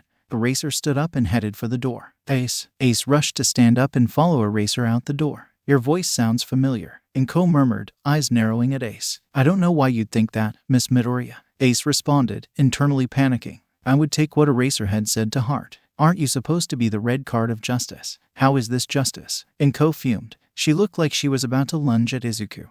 And that didn't settle well with Aizawa. Not when it was his problem child it looked like she was about to lunge at. He quickly swept Ace out of the door, sending one of his quirk-affected gaze at Inko, gritting his teeth as he also followed the teenager out of the door. Looking furious, Aizawa closed the door behind him as he let his quirk down, starting down the hallway. Ace, who had been still recovering from the surprise stumble backwards, quickly headed after him. Why had Eraser acted the way he did? Maybe it was just instinct, and Ko had looked pretty villainous. Still, why had he pushed Izuku out of the way? Besides, he had given Inko one of his quirk-infused glares that were specifically reserved for threatening situations, like the drug ring boss they had taken down 2 weeks ago. Why had he used it on Inko? It didn't make sense. She was going to lunge at him, sure, but then why did Eraser? Well, Eraser, she's a bitch, sure, but did she really deserve one of those glares? Ace joked, basically hopping after the pro. She looked like she was going to attack you. Aizawa responded, completely serious. Ace blinked, drawing a blank. So, God, this fucking kid. Kid problem child, Jesus Christ. We'll talk about this on the rooftop,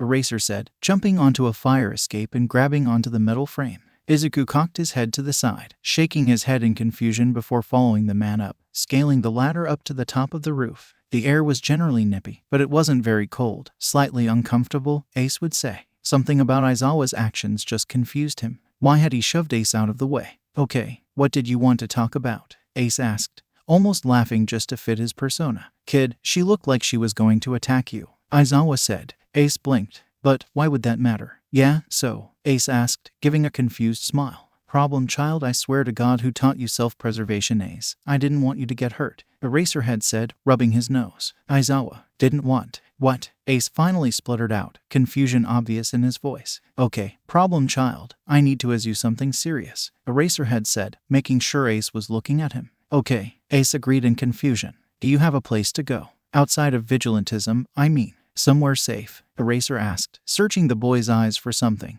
Anything that could help him know. Do I? Ace trailed off, thinking for a minute. He raised his head. Yeah, I do. He had Shinsu. When Izuku woke up the next morning, Inko was already gone. He was met by 2 CPS agents who explained the situation. Hey there, you're Izuku Midoriya, correct? One of them asked. I'm Scarlet, and this is Matt. Hello, I am indeed Izuku Midoriya. It is wonderful to meet you, Scarlet-chan. Izuku greeted with a slight bow. Ah, they'd already come for Inko, then. Well, aren't you polite? We've come here because of Scarlet started a child neglect investigation, I am aware. Izuku cut her off. He didn't need a rundown of what he already knew. Scarlet looked surprised at this. I overheard the conversation last night. Ah, my apologies, Midoriya-kun. I shall tell Shota-kun to be quieter next time. Scarlet smiled. We're homing you in an orphanage for now. You can continue your normal education, though. Scarlet motioned for the boy to follow her as she moved towards the door. It's quite all right, Scarlet-san. Thank you. Izuku nodded, following the woman out of the door, Matt close behind. Ah, of course. Until your mother is charged, we cannot officially rehome you. You may need to testify, Matt informed him. Izuku's stomach churned at the thought of testifying, but he nodded anyway. Of course, I understand. Izuku nodded. I presume I will not be going to school today. Not today, but you will be back by next week, Matt answered, opening a car door for Izuku. I did not think so. Thank you, I just thought I should check. Izuku smiled, seating himself in the car. Of course. And then the car started, and Izuku spiraled. Oh fuck, oh fuck, oh fuck. How did they find out? I thought I'd hidden all the evidence. How is this possible? What will Kaken think? God, how am I going to continue vigilantism in an orphanage? At least I bought my suit with me. And Ko isn't even that negligent. I was fine. I should have never done whatever I have done. Besides, I deserved it. Probably not the best of thoughts, but they were definitely Izuku's thoughts. Seriously, how was he going to do vigilantism? How was he to be Ace? Did he deserve to be Ace? What did Eraserhead mean when he said he cared about him? God, Izuku couldn't wrap his head around it. Everything was so overwhelming and Ofake couldn't breath what was going and how could Adathis. So Izuku-kun, what do you think? Scarlet's words snapped Izuku out of his panic, gaze shifting to the orphanage as the car stopped. It's pretty big. Izuku stuttered, following Matt out of the car and into the orphanage. Yeah, it used to be a small church, but then it got sold off to the HPSC and donated it to CPS, and here we are, Matt explained. Izuku nodded and followed the duo further into the building. As it turned out, vigilantism wasn't a problem. The orphanage hated Izuku for his quirkless status. The minute CPS had left, Izuku had been dragged to the attic and practically shoved in there. He caught the all-too-familiar words quirkless and useless as the employee, someone named Sarbi, left him in there, informing him she would come for him in the morning. Just what you deserve. The voice spat at him. God, even the orphanage doesn't want you. If Eraserhead knew the truth, then he'd dump you too, just like Inko, just like Kaken. Couldn't even go to school, you're so weak. God, why did it have to speak up now of all times? Quickly checking the clock on his phone, Izuku sighed. It had only been 2 hours since he'd woken up. How had that been? He opened the text app, sliding into Shinsu's profile. The greenest bean, hey grape boy, I can't make it to lunch today. The purplest grape, why not? The purplest grape, I spent good money on this soba. The greenest bean, I'm in an orphanage, and Ko's being investigated for child neglect. The purplest grape, shit sorry. The purplest grape, she guilty. The greenest bean, yeah. The greenest bean, also the orphanage fucking hates me Mao. The purplest grape, Izuku that's not funny. The purplest grape, Izuku are you okay? The greenest bean, yeah, sorry. Just trying to lighten the mood. The greenest bean, TTYL. The purplest grape, sure. Fuck, did he just say Inko was guilty? Og, he needed to get his head right. It was nighttime and, true to her word, Sarbi was indeed coming to get him only in the morning. His door remained locked. But whatever, he'd gone without dinner before. Besides, that just more vigilantism, right? Even better. Sighing, Izuku donned his voice changer, hood, mask, and costume before clambering out the window and scaling the church's walls, landing neatly on the roof. God, being ace felt good. Izuku woke up to the hard, wooden floor on his back. Usually, that wouldn't be a problem for the boy. He was used to the rough texture. He'd fallen asleep on patrol enough times to know the feeling of concrete in the early morning.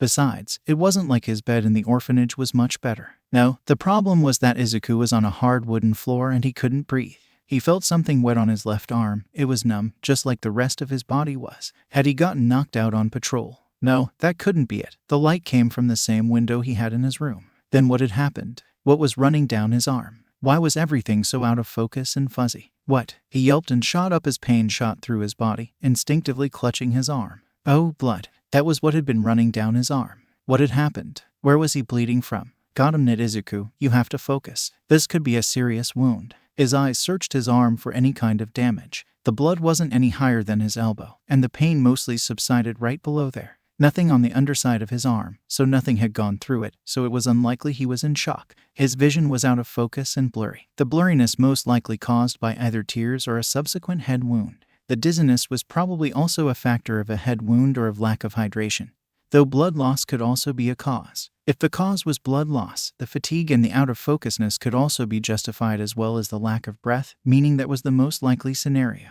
He would of course need to check for concussions, but he could leave that for later. Without being able to identify the exact positioning or severity of the wound, general treatment became a whole lot harder. It would be nice if he'd known where the damage had come from, but that could be put aside for now. He knew where he kept bandages and other medical supplies like painkillers and hydrogen peroxide, which was commonly used to disinfect injuries. He had to move fast. Signs showed that the initial stage of circulatory shock would commence in under 5 minutes if the blood loss was not stopped. Crawling over to his sleeping place, keeping his weight mainly on his right arm and his legs, Izuku fell down once again, using his right arm to fish out the backpack full of medical supplies. Quickly unzipping the thing, he pulled out a cloth and started to apply pressure to the wound as he fished around for the bandages. Quickly pulling the roll out, the greenette was glad he kept it so easily accessible. He wasn't so glad that his hands shook so badly, or that his coordination sucked and could go to hell along with his vision. He estimated he had about 3.5 minutes before he went into initial shock, meaning he had a short amount of time to stop the considerable amount of bleeding.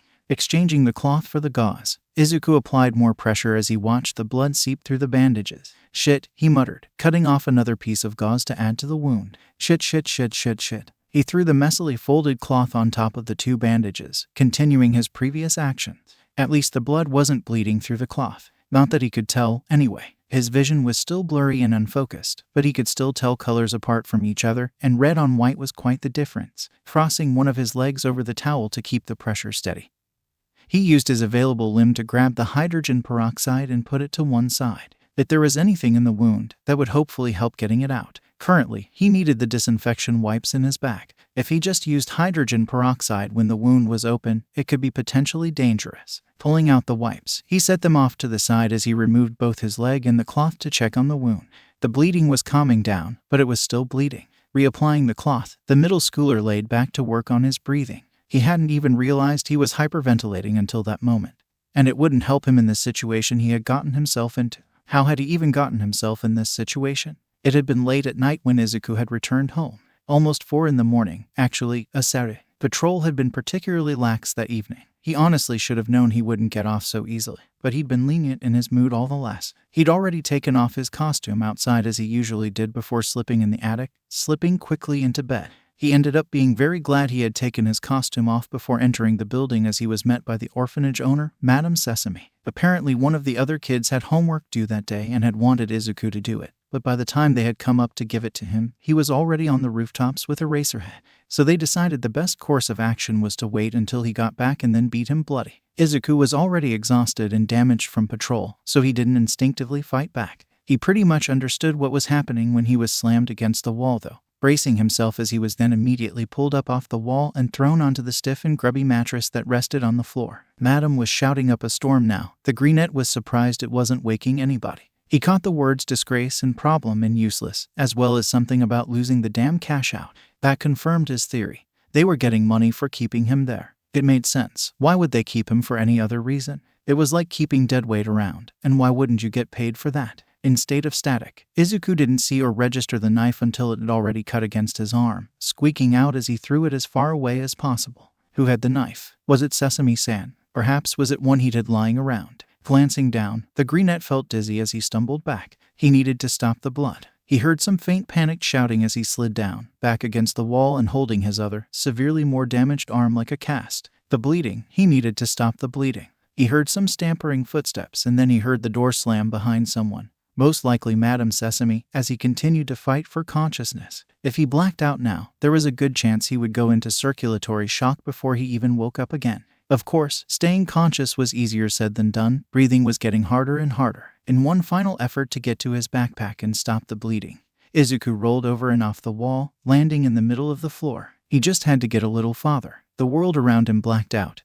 and then he fell. Shinsu Hitoshi was not one to lose his wits. He'd survived the bullying from his peers since he was 4. Some hated him for it and shunned him, while others shouted HS questions back and shoved him, and occasionally they'd gang up to taunt him like they did when Midoriya had found him. But that was all it had ever been. All it ever reached to. He got a black eye once, and his dad and papa had gone to the principal and shouted up a storm, threatening lawsuits and threats alike. That had put any and all physical tormentation out of the picture, though it accelerated the verbal abuse. No one ever got physical again, and Shinsu was more than glad about that. Besides, it was this whole situation that led him to meet Green Bean. Never anything like this. When Izuku hadn't shown up to their early morning meeting call, Shinsu had been worried. When Izuku didn't pick up the phone, Shinsu had panicked. When he went to the orphanage Izuku stayed in and found the Green Bean wounded and stitching up his own arm, Shinsu froze. Hiatus, Izuku stuttered out, eyes darting between the purple-haired boy and his arm. IIW wasn't expecting you. Fuck, Green Bean, Hitoshi mumbled out, darting forwards to gently take the boy's arm.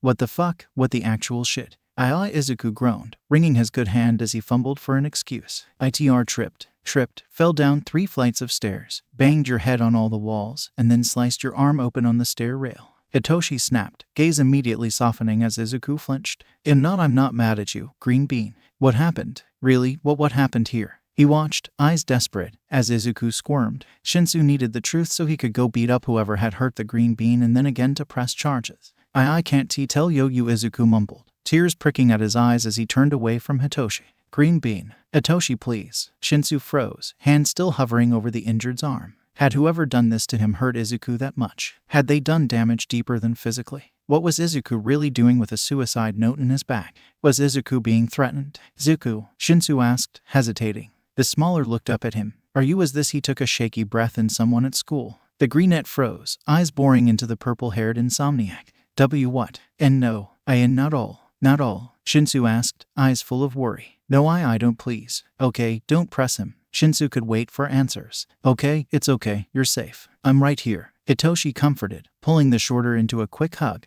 Was the wound self-inflicted? Now that the thought crossed Shinsu's mind, he couldn't get it out. What if Midoriya had become overwhelmed? He knew it happened easily.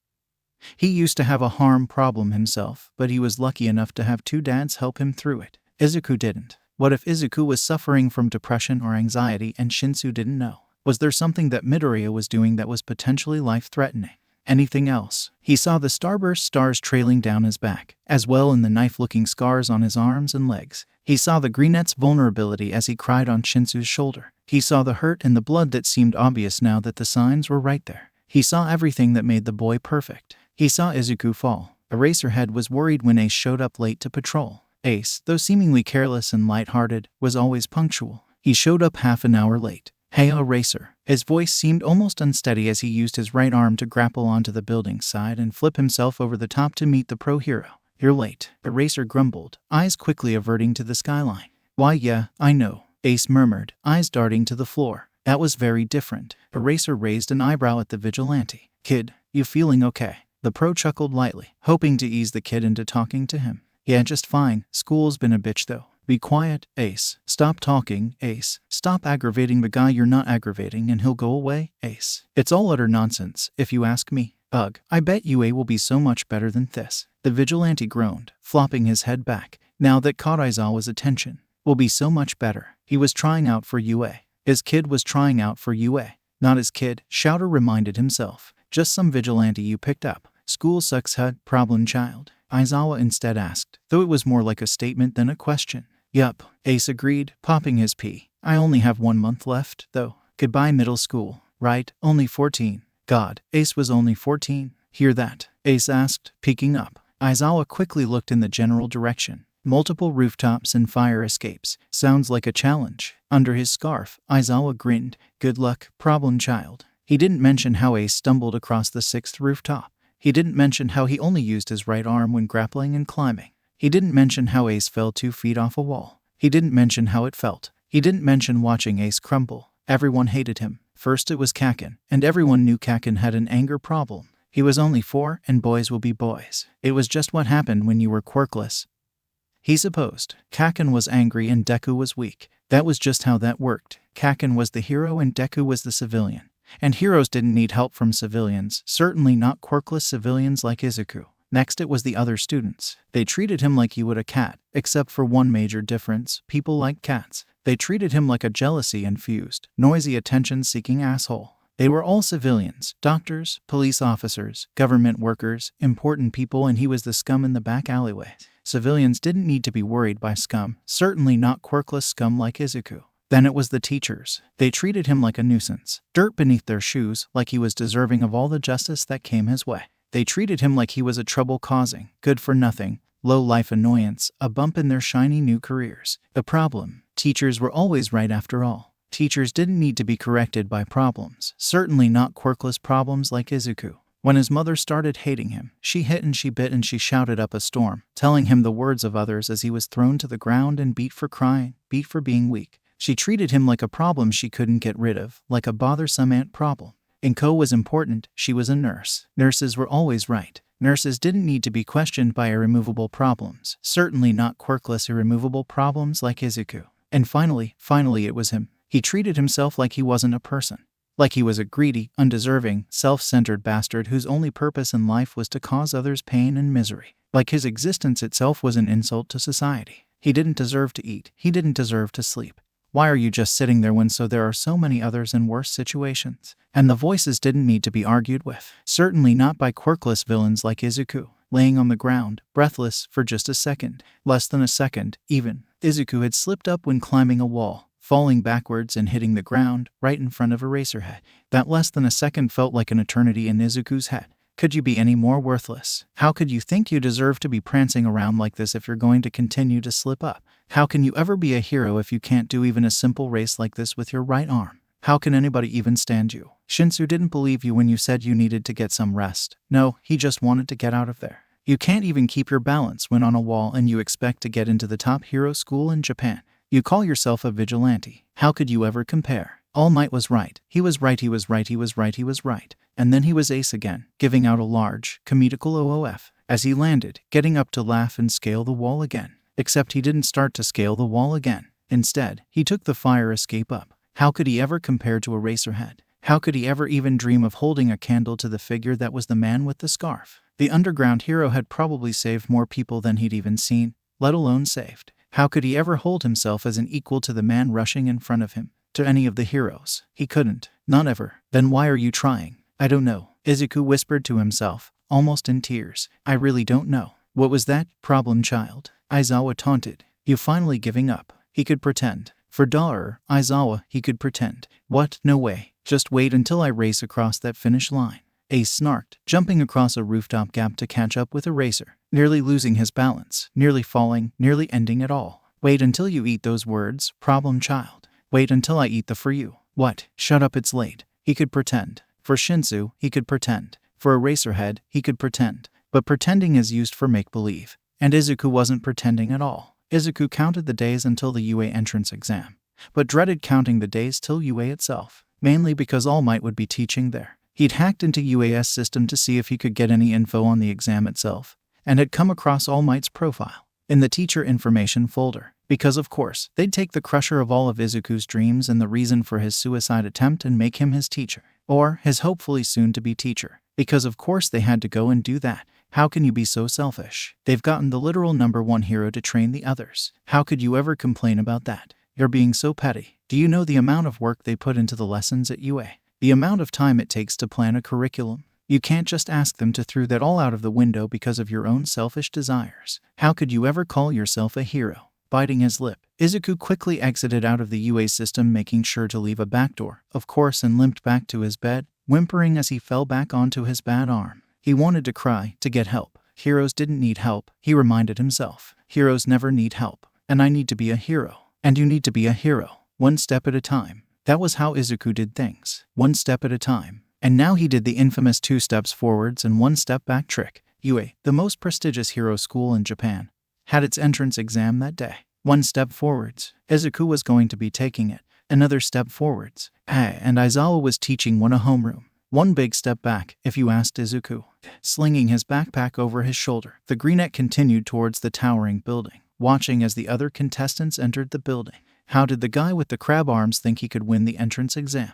Izuku couldn't help but ask as the others, since he knew what the exam was going to be. It was sort of like cheating, but then again, UA students were always encouraged to think outside the box, right? He had simply used his materials. Continuing down the path, the middle schooler tried to keep a clear head and not focus on the burn scar freshly imprinted upon his arm. It wouldn't help him to dwell on the past, even if it was the recent past. He took note of how the other contestants were practicing quirk use, which reminded the Midoriya that he needed to pick a quirk to use or pretend he had a dual quirk. He noticed that his shoelaces were untied just a minute too late, however, and he ended up tripping and falling over. Got him, Nit. Izuku, you can't even walk right. And you're critiquing others. You cheated anyway. You should be disqualified immediately. The greenette braced for an impact that never came. He opened his eyes to the ground, but a couple feet away. Oh, sorry. I should have asked before I used my quirk on you. A girl apologized, lifting Izuku up before letting him go. Ah, it's okay, problem, really. Izuku smiled at the girl. Thanks, no problem. You're trying out for the hero course, right? Izuku nodded, hair bopping up and down with his head.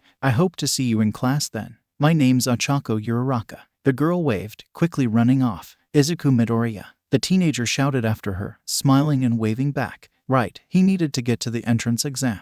Once again picking himself up, he used Shadow Walker to speed up his travel. If he wanted to get to the testing arena in time, he'd need to pick up the pace. He could go over twice as fast using Shadow Walker, which was useful. He passed other students, feeling slightly nauseous as he did so. He still wasn't used to all the slipping about he did. Spotting a certain tuft of hair, Izuku smirked dangerously. Darting out of the shadows, he landed next to Hitoshi. Hitoshi, hi. The greenette smiled, essentially popping into existence. Hitoshi jumped slightly before sighing. Midoriya-san, hiya. What happened to Izuku? The shorter asked, playfully whining at Hitoshi. The man stared him dead in the eye. Uwake then. Did you testify? Izuku blinked at him. Testify? Against who? The greenette smiled instantly wavered as he realized what Hitoshi meant. No. Inko hadn't been wrong in her actions.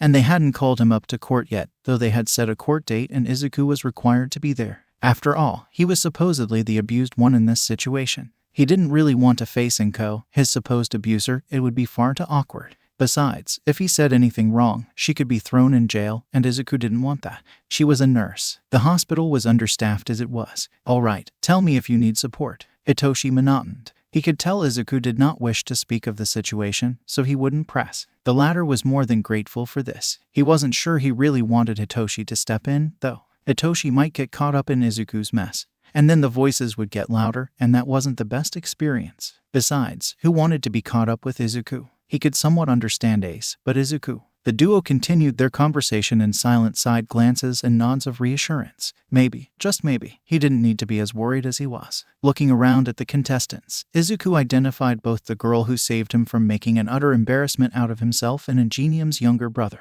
Izuku had no doubt the two of them would pass. He would like to talk to the girl who saved him, but she was preparing already. He wouldn't want to be a bother. And it seemed he believed that the younger Tenya was on the lookout for bothers and annoyances. He wouldn't be surprised if he just came up to him and shouted at him right now. Besides, Ada was just trying to protect and help the other soon-to-be hero students like a hero, not like Izuku. ALRIIIGHT. Who here's ready to go? Present Mike screamed, and Izuku internally fanboyed. Present Mike had such a cool quirk. It had only been a few minutes and Izuku was already ready to go, so he nodded respectfully up at the screen before he turned his attention to the doors. The minute those doors are open, get ready to go.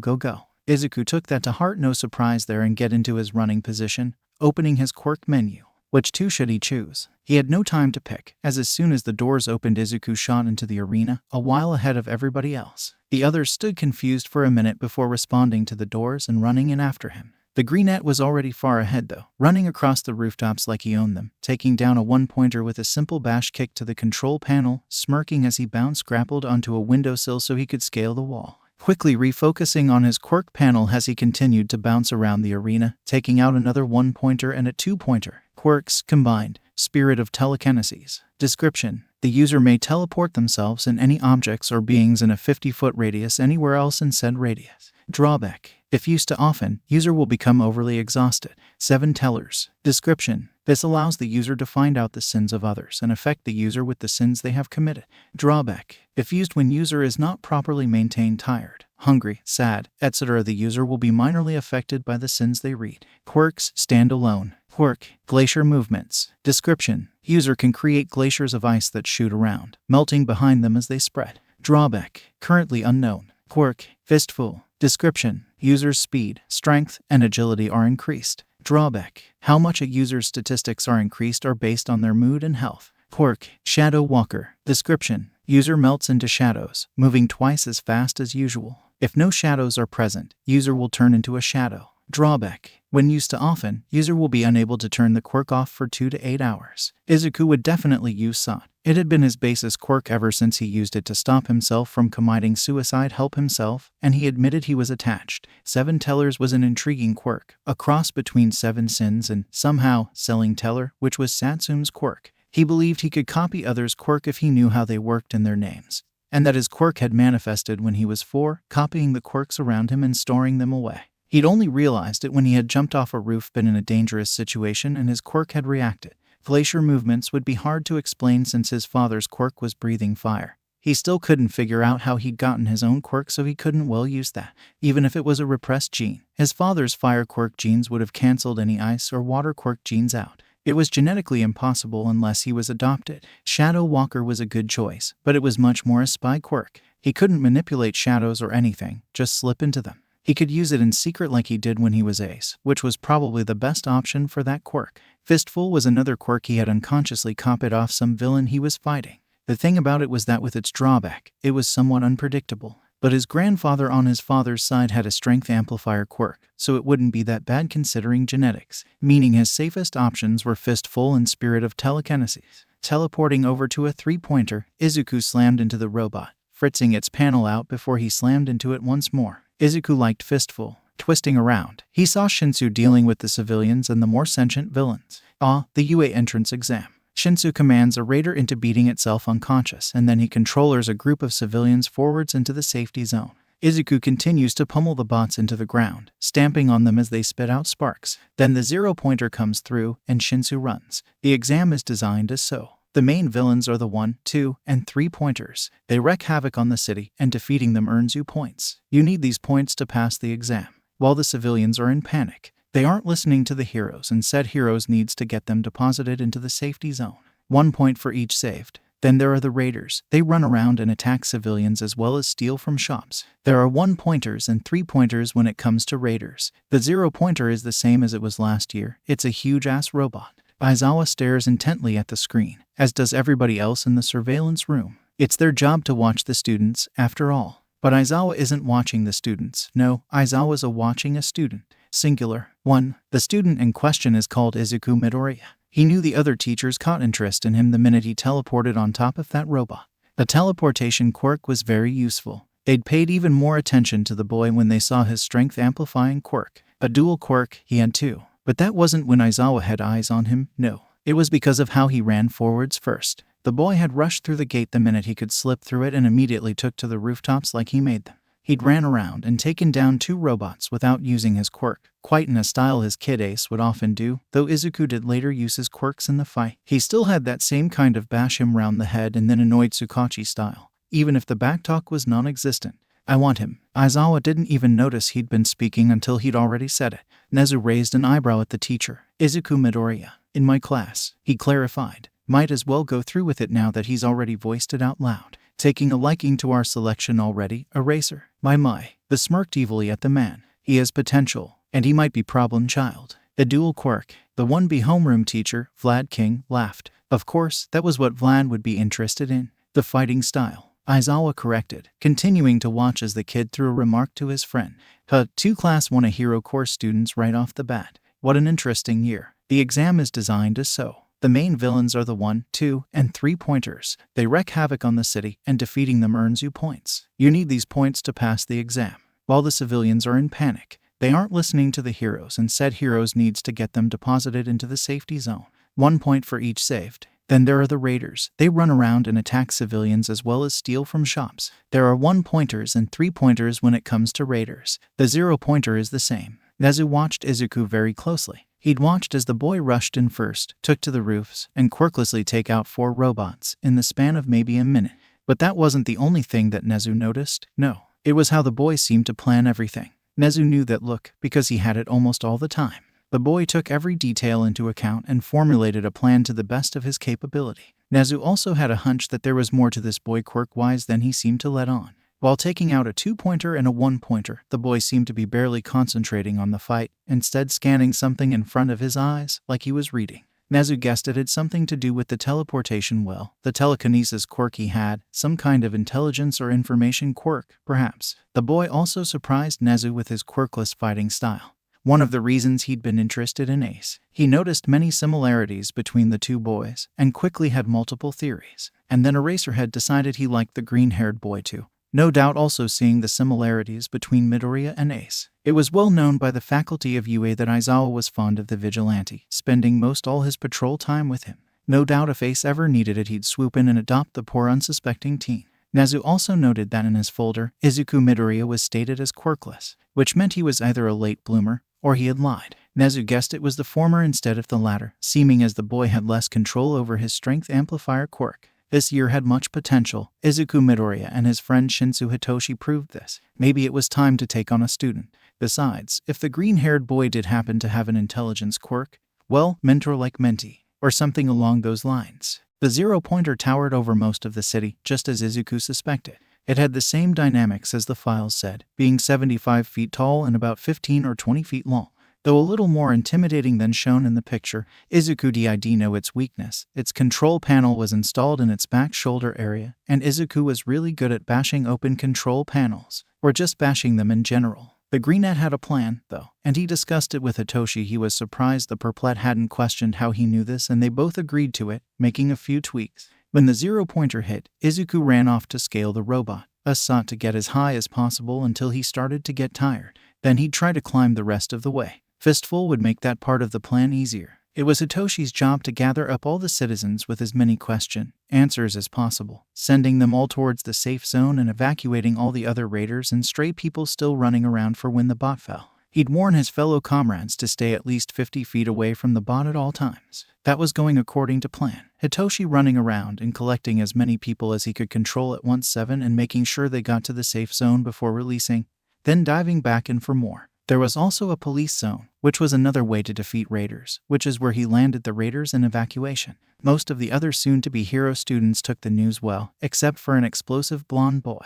Hitoshi could tell Izuku didn't like him, and the green bean liked everyone, which meant that explosives probably wasn't the best person. Izuku's part was thrown a little off the rails when the girl, Ochako Uraraka, tripped and got stuck under some rubble. The girl had saved him from tripping, and that would have hurt and possibly embarrassing him. Besides, Uraraka had a good heart and the Greenette didn't want her to fail. A new plan was already forming in Izuku's head, and if Uraraka's quirk worked the way Izuku thought it did, then just about everything became a whole lot easier in the process. Turning his sights on Ochako, Izuku picked up the pace and turned on Fistful. Springing up by her side, he grabbed her to pull her off to the sidelines, before realizing quickly that the rubble would crush her. letting her down slowly. Izuku turned to the rubble, realizing that there was a metal pole that her foot held up, which was supporting the rock that would crush her. How irritating. Grappling the pole with his right arm, the left still being the weaker. Muscle damage was a BTCH. He used his foot to put space in between the rock and Ochako. As he pulled out the pole, he kicked away the rock and heaved Uraraka out of the blast zone in a smooth sweep and release movement, finally pulling her out of the way. He looked down at the girl. Thanks, Izuku-kun. She smiled, getting up. It seemed she wasn't damaged too badly. No problem. Hey, I have a plan to take down the zero-pointer, but I'm going to need your help. Izuku explained. MIH help. But why do we even want to take down the zero-pointer? Uraraka asked, coughing. It's causing too much destruction.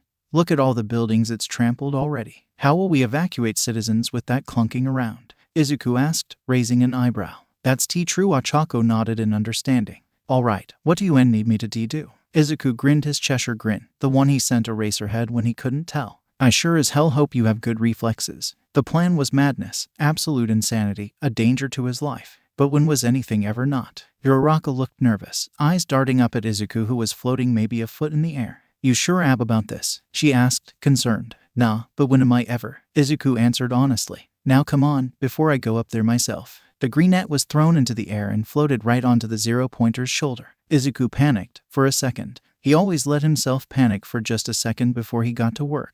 What if it all went wrong, and they said Uraraka was responsible for his death? Or worse, that he was responsible for Uraraka's? What happened if the robot malfunctioned? Or the panel was more reinforced than said in the file? What would happen if when the robot was destroyed, it crushed someone or something? What would happen if someone got injured, gravely injured, and it was Izuku's fault? What if they decided he was too reckless, and he was rejected from UA? Okay, panic time over. Do time now. Quickly grappling onto a dent in the metal robot's shoulder, Izuku draped himself over the shoulder, legs dangling of the edge. His eyes searched the robot's upper back. If he let go and fell, he'd most likely die. He found what his eyes were searching for, a green hatch panel with a little handhold thing. Perfect. He had just what he needed to continue the plan like usual. Swinging with fistful activated, Izuku swung and teleported, starting to feel small fatigue. Damn, if he used it anymore he'd lose control of fistful. He'd just have to stick it out for now without toss. He grappled the small handhold on the panel and flipped himself over so he was facing the panel, legs on the zero-pointer's neck. He used fistful to bend the panel down as he sprung up, flipping over and smashing into the wiring, making sure to destroy the processor. The robot fixed and Izuku flipped off the panel and onto the now falling shoulder. In the corner of his eye, he could see a distraught Ochako. So he jumped off, falling to meet her, basically using as much guidance as he could in the fall to get him to the discuss point where Uraraka was, on top of a crumbled robot. And, just where they discussed, Uraraka was there waiting. She saw Izuku and grabbed at his wrist, floating him maybe 2 feet off the ground. Poor girl looked like she'd never been under more stress, and, in her defense, she probably never had. The timer went off just a second or two after that. Sorry I got you caught up into that. Izuku apologized as he was let go and Uraraka hurled. What is your quirk anyway? I know it has something to do with floating or telekinesis. Don't worry about it. My quirk's called zero gravity. I can make anything weigh nothing. She explained, smiling at the greenette. That's a really cool quirk. Have you ever tried to make anything weigh more? Because you seem to be able to control my movements. After RG had checked them over and made sure they were okay, Izuku and Uraraka split up to find Hito. Hitoshi. The teenager failed on his words, rounding the corner to find Hitoshi and Endeavor's son. Izuku, there you are, you dumbass. You scared me. Hitoshi sighed in relief. This is Shoto, he wanted to meet you. Hey, I'm Izuku Midoriya. The greenette stuttered out, smiling nervously. Shoto Todoroki. Shoto answered somewhat coldly, giving the boy a once-over. You're the one with the dual quirk. Izuku gulped. Yeah, that's me. He nodded. Me too. That wasn't the reaction Izuku was expecting. I'm sure you know my father, but can we just not? Shoto started. Yeah, he's a bitch. Izuku interrupted, watching the chronomatic boy as he blinked. What? The hot and cold asked in somewhat confusion. He's a bitch. Why, your father, I am mean. The younger answered. Have you seen his casualty count? If he didn't have his license he might as well be a villain. And the Shoto fucking smiled. I think we're going to get along, Midoriya. I hope we're in the same class. And then he was gone. What? Shinsu asked, breathing in. The fuck? Izuku shrugged helplessly, shaking his head. Whatever, come on. Shinsu grumbled, smiling down at the boy. Okay, can we get boba? Yeah, sure kid. Hey, we're both kids. One letter was the thing that gave Izuku Midoriya hope. It was a normal day at the orphanage. He was doing kids' homework while hiding the new burn scars and waiting for his rejection letter. Even if the logical part of his brain screamed that he'd gotten accepted, he'd never listened to his logical half much. Besides, what did logic know? It was late at night when the letter arrived, and of course, they made the middle schooler pick up the mail. He stowed his letter away and handed them the rest of the mail before going up to his room and opening the letter from UA High School. All he saw was a disc, and at first he was confused. He then realized it was a hologram message disc and put it down on the table. He watched an image of All Might which he both cringed and flinched at pop out of the disc, and started spouting nonsense. Congratulations, young Midoriya. You've been accepted into UA with 60 villain points and 130 rescue points, with an astounding 190 points in general, scoring first place in the entrance exam. God, this man is going to make an absolutely awful teacher. Then Izuku blinked, and he did so again. For several minutes. Wait, I've been accepted? He muttered, still processing the information. And I came first. You can find your schedule, student ID, and uniform website in the letter below. You're in class 1 and you start next week. The holographic All Might repeated. Plus Ultra. The hologram fizzed out, leaving Izuku in almost darkness for the third time. This time, however, he took the batteries out and shoved them away for his voice changer later. Of course, 1A. That was Aizawa's class. He had been put in Aizawa's class, which meant the chances of him graduating with his secret identity still, well, a secret, went from hopeful to I hope I make it out alive at all. Eraserhead knew his fighting style, the side of his personality that really only Hitoshi and Eraserhead himself knew, and God, Izuku was going to screw himself over, wasn't he? Glancing down at the envelope, he saw an inconspicuous website address as well as a pin for it, meaning they most likely changed the website each year, probably with a new passcode, pin each time. It made it much harder for someone to just buy an ID or uniform and slip in unnoticed. Though the Greenette had no doubt that they didn't do customized IDs, only making them for the accepted or re-administered students. Man, I can't believe the soon-to-be hero student laughed out, hands shaking as he entered into the website and typed in the password. Welcome, Izuku Midoriya, to your first term at UA. Though the site brought some worrying news, uniforms were over 75 yen, each. Izuku was practically jumping for joy. He was going to UA. In first place, he had to text Hitoshi. The greenest bean, grape I came first and thinks oh my god Hitoshidoyano how big this is. The purplest grape, once again for the insomniacs. The greenest bean, grape I came first in the exam oh my god Hitoshi do you know how big this is? The purplest grape, UDID. The greenest bean, yeah.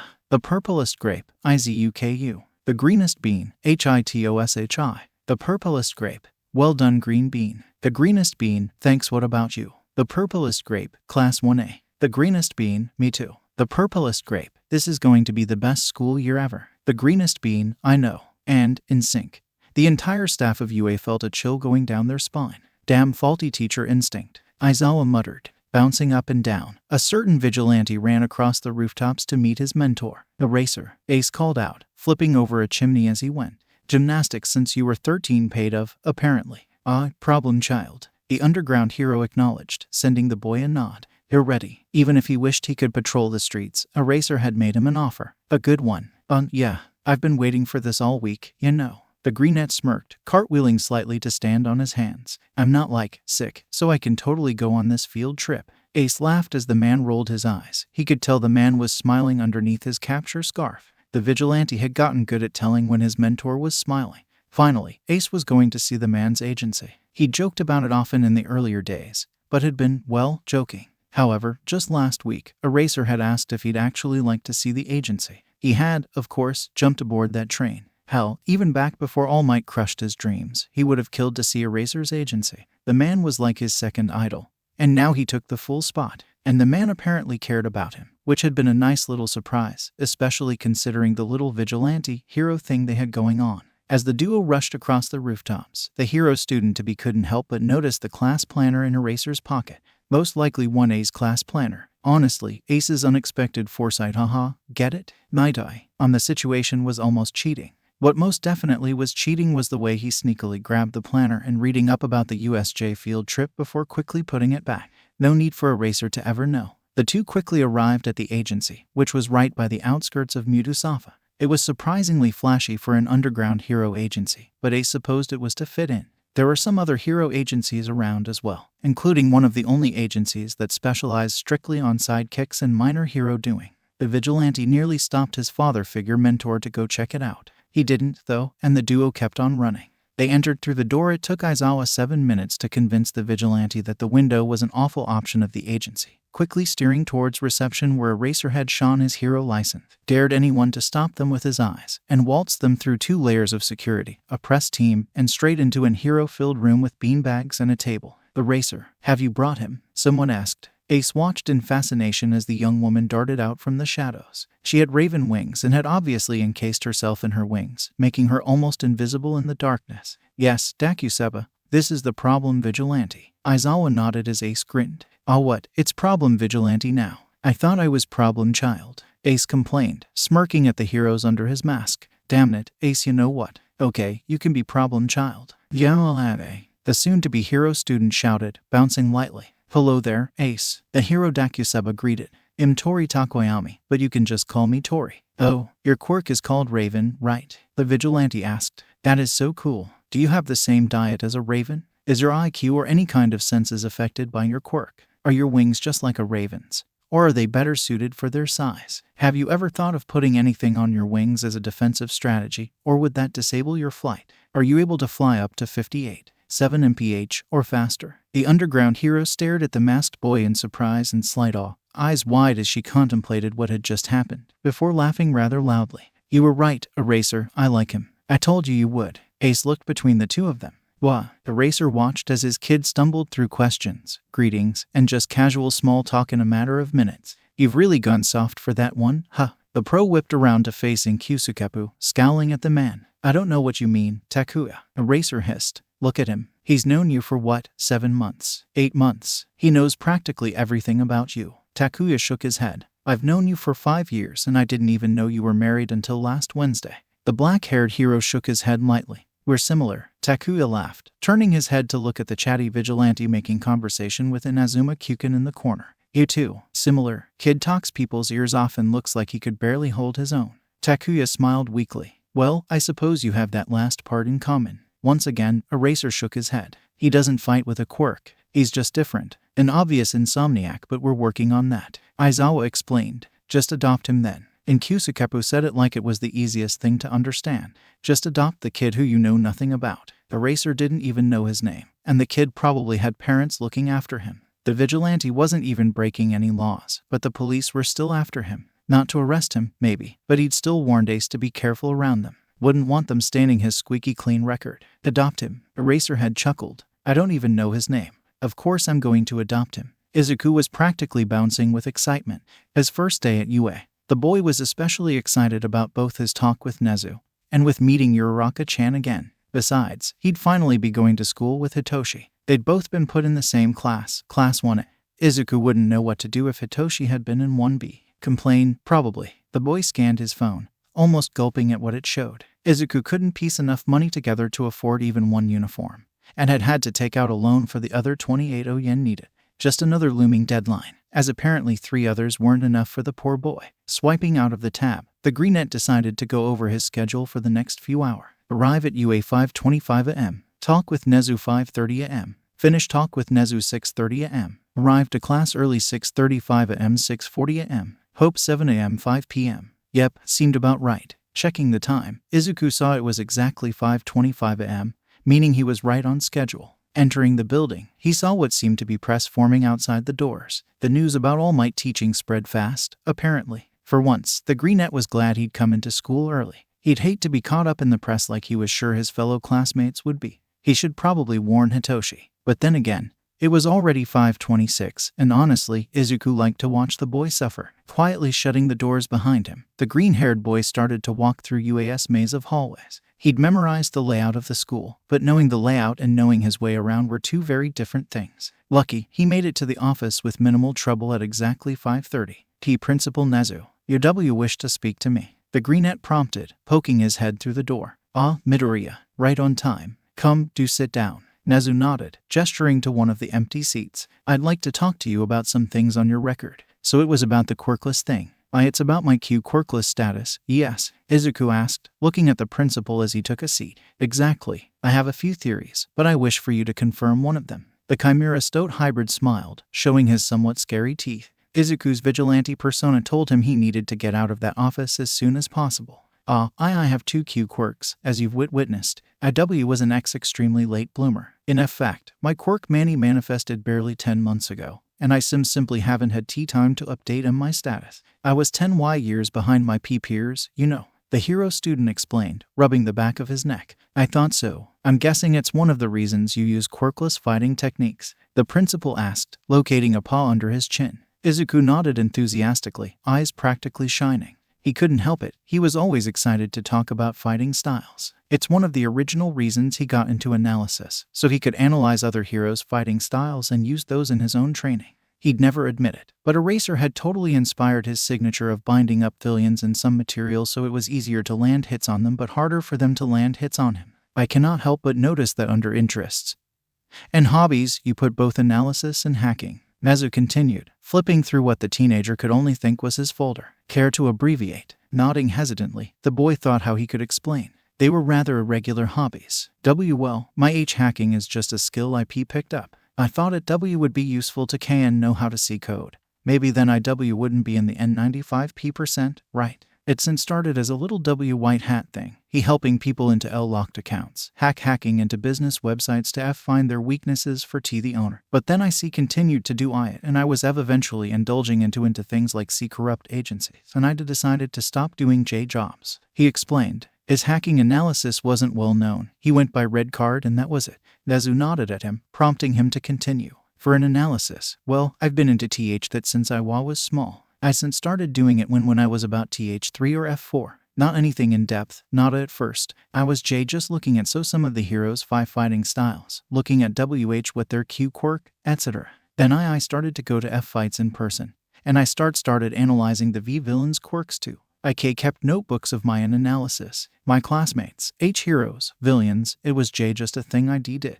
Izuku shrugged, mentally cringing at his stutter. Interesting. Do you happen to have any of these notebooks on your person? Nezu asked. Izuku nodded, quickly reaching down to his backpack, easily unzipping the yellow carrier. He always kept two on him, one for heroes and one for classmates. This is my hero notebook, the teenager explained, handing the book to Nezu's outstretched paw. The principal flipped through the pages for a few minutes, smirking dangerously as he continued through the anxious teenager's notebook. Finally, the white-furred chimera, Stoat, looked up. Midoriya, have you ever taken an IQ test? The minute Nezu had noticed the boy in the entrance exam, he'd been interested. The quirkless fighting style along with the dual quirk and quick wits, he could tell the green-haired child had captured about everyone else's attention as well. He wasn't all that surprised when Aizawa had requested the teenager. The possibility that he might be the man's proclaimed problem child was enough, not to mention the potential the boy held even without the resemblance. He took as soon as the door is open literally. In a real fight, there were no countdowns. What had impressed Nezu was that the child had known when he could fit through the doors. He must have been calculating while the doors were opening.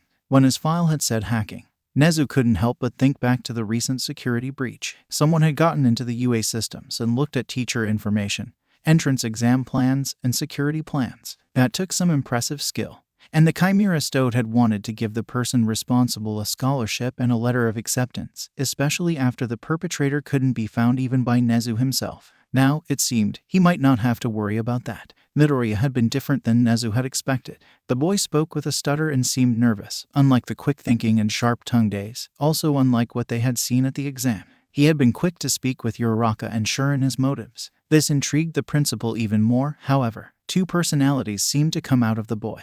And after he'd revealed he'd been quirkless most his life, Nezu had a few ideas why. Either way, when he saw the boy's notebook, he'd been filled with malicious glee. Page after page of writing. The kid had it all. The notebook consisted of everything from how Endeavor could use his quirk to actually save people to how Midnight could redesign her costume for maximum quirk potential. Midoriya had a knack for analysis, and his ideas were detailed and better than most professionals. Nezu was glad he grabbed the boy before the Hero Public Safety Commission had. Who knows what the child could do as his personal student. He'd make Aizawa's year hell. Nezu had no doubt about that fact. How the HPSC hadn't taken Midoriya already had become clear the moment the child had uttered the word quirkless. His teachers had probably never even tried to give him a proper education.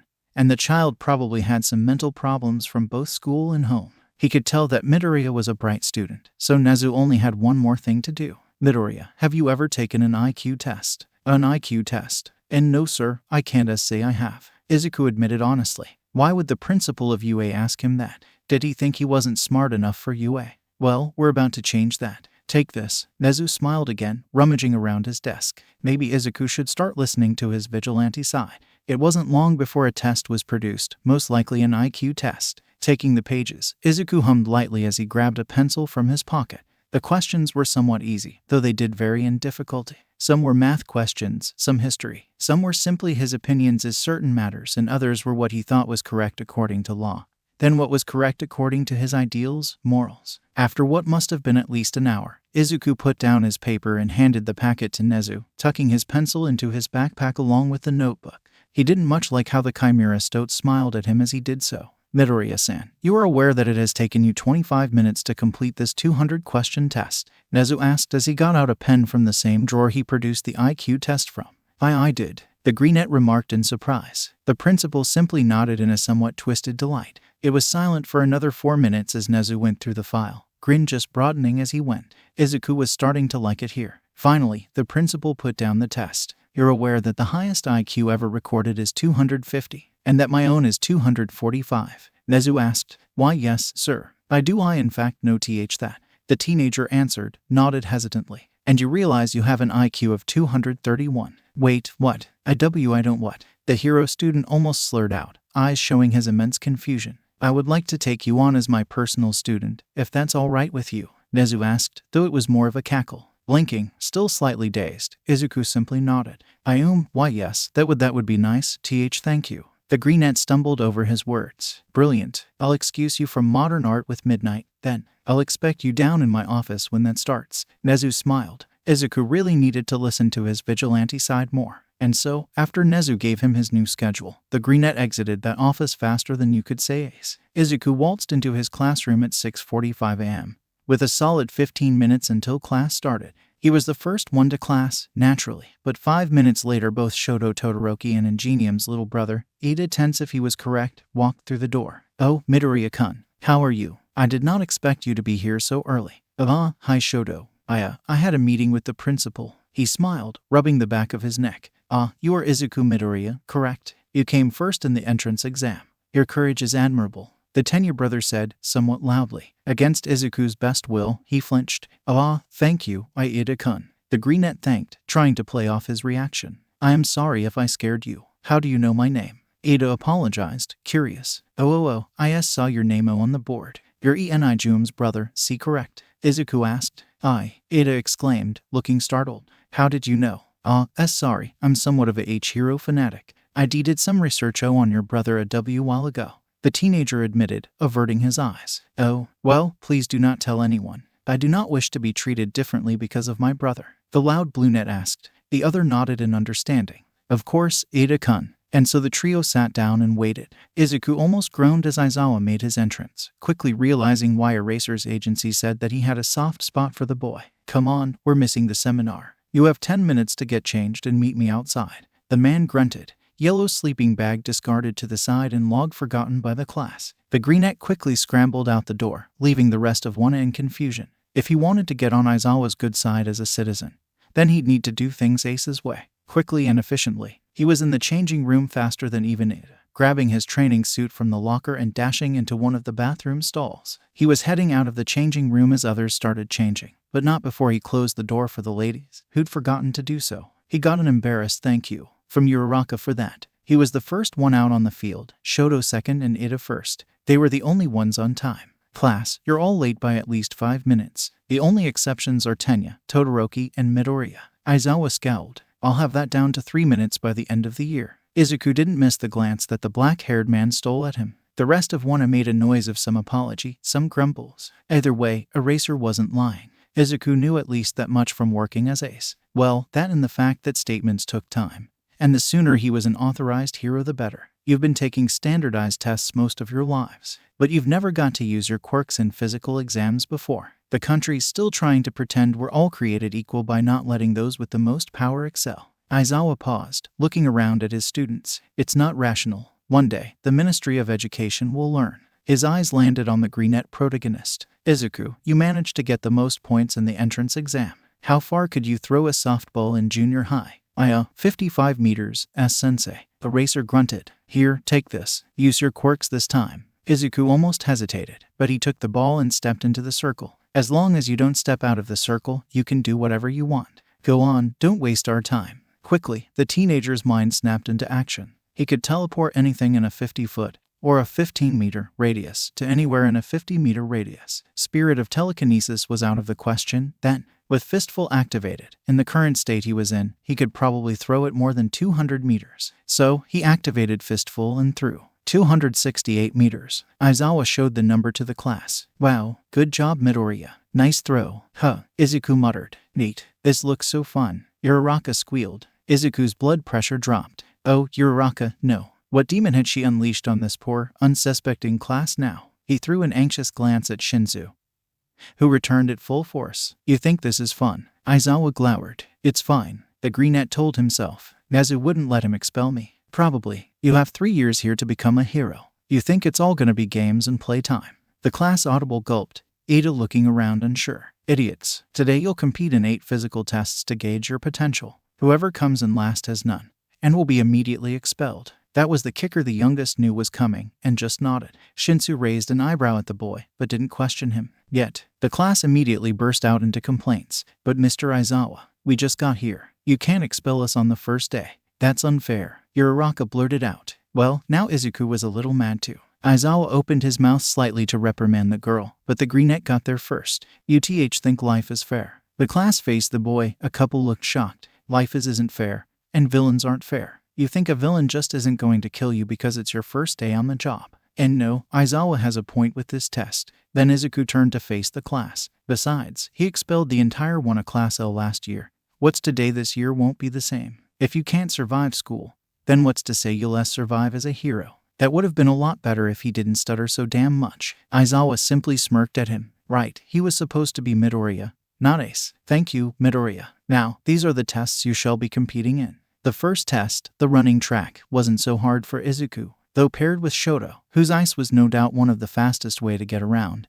Izuku had basic teleportation, and the track was exactly 50 meters long, meaning he could get across in one big step, basically. Poor Shoto. The bad thing for Shoto was he had no idea Izuku had a dual quirk too, meaning he thought Izuku would try to outrun him. Shoto was wrong, of course, but he didn't know that. One of the drawbacks about getting in on recommendations, the greenette supposed. You didn't know your classmates' quirks. Shoto and Izuku lined up, the latter tense and keen as he listened for Eraserhead Aizawa's signal. And, go, Shoto started up, but Izuku was already across the finish line. 0.01 seconds. Then, 3.01 seconds. What the hell? Shoto asked, raising an eyebrow at Izuku. Right. Sorry, Todoroki-kun. You're not the only one with a dual quirk. The greenette winked. While Midoriya-kun. Less than a second. What are your quirks even called? Uraraka asked, cocking her head to the side.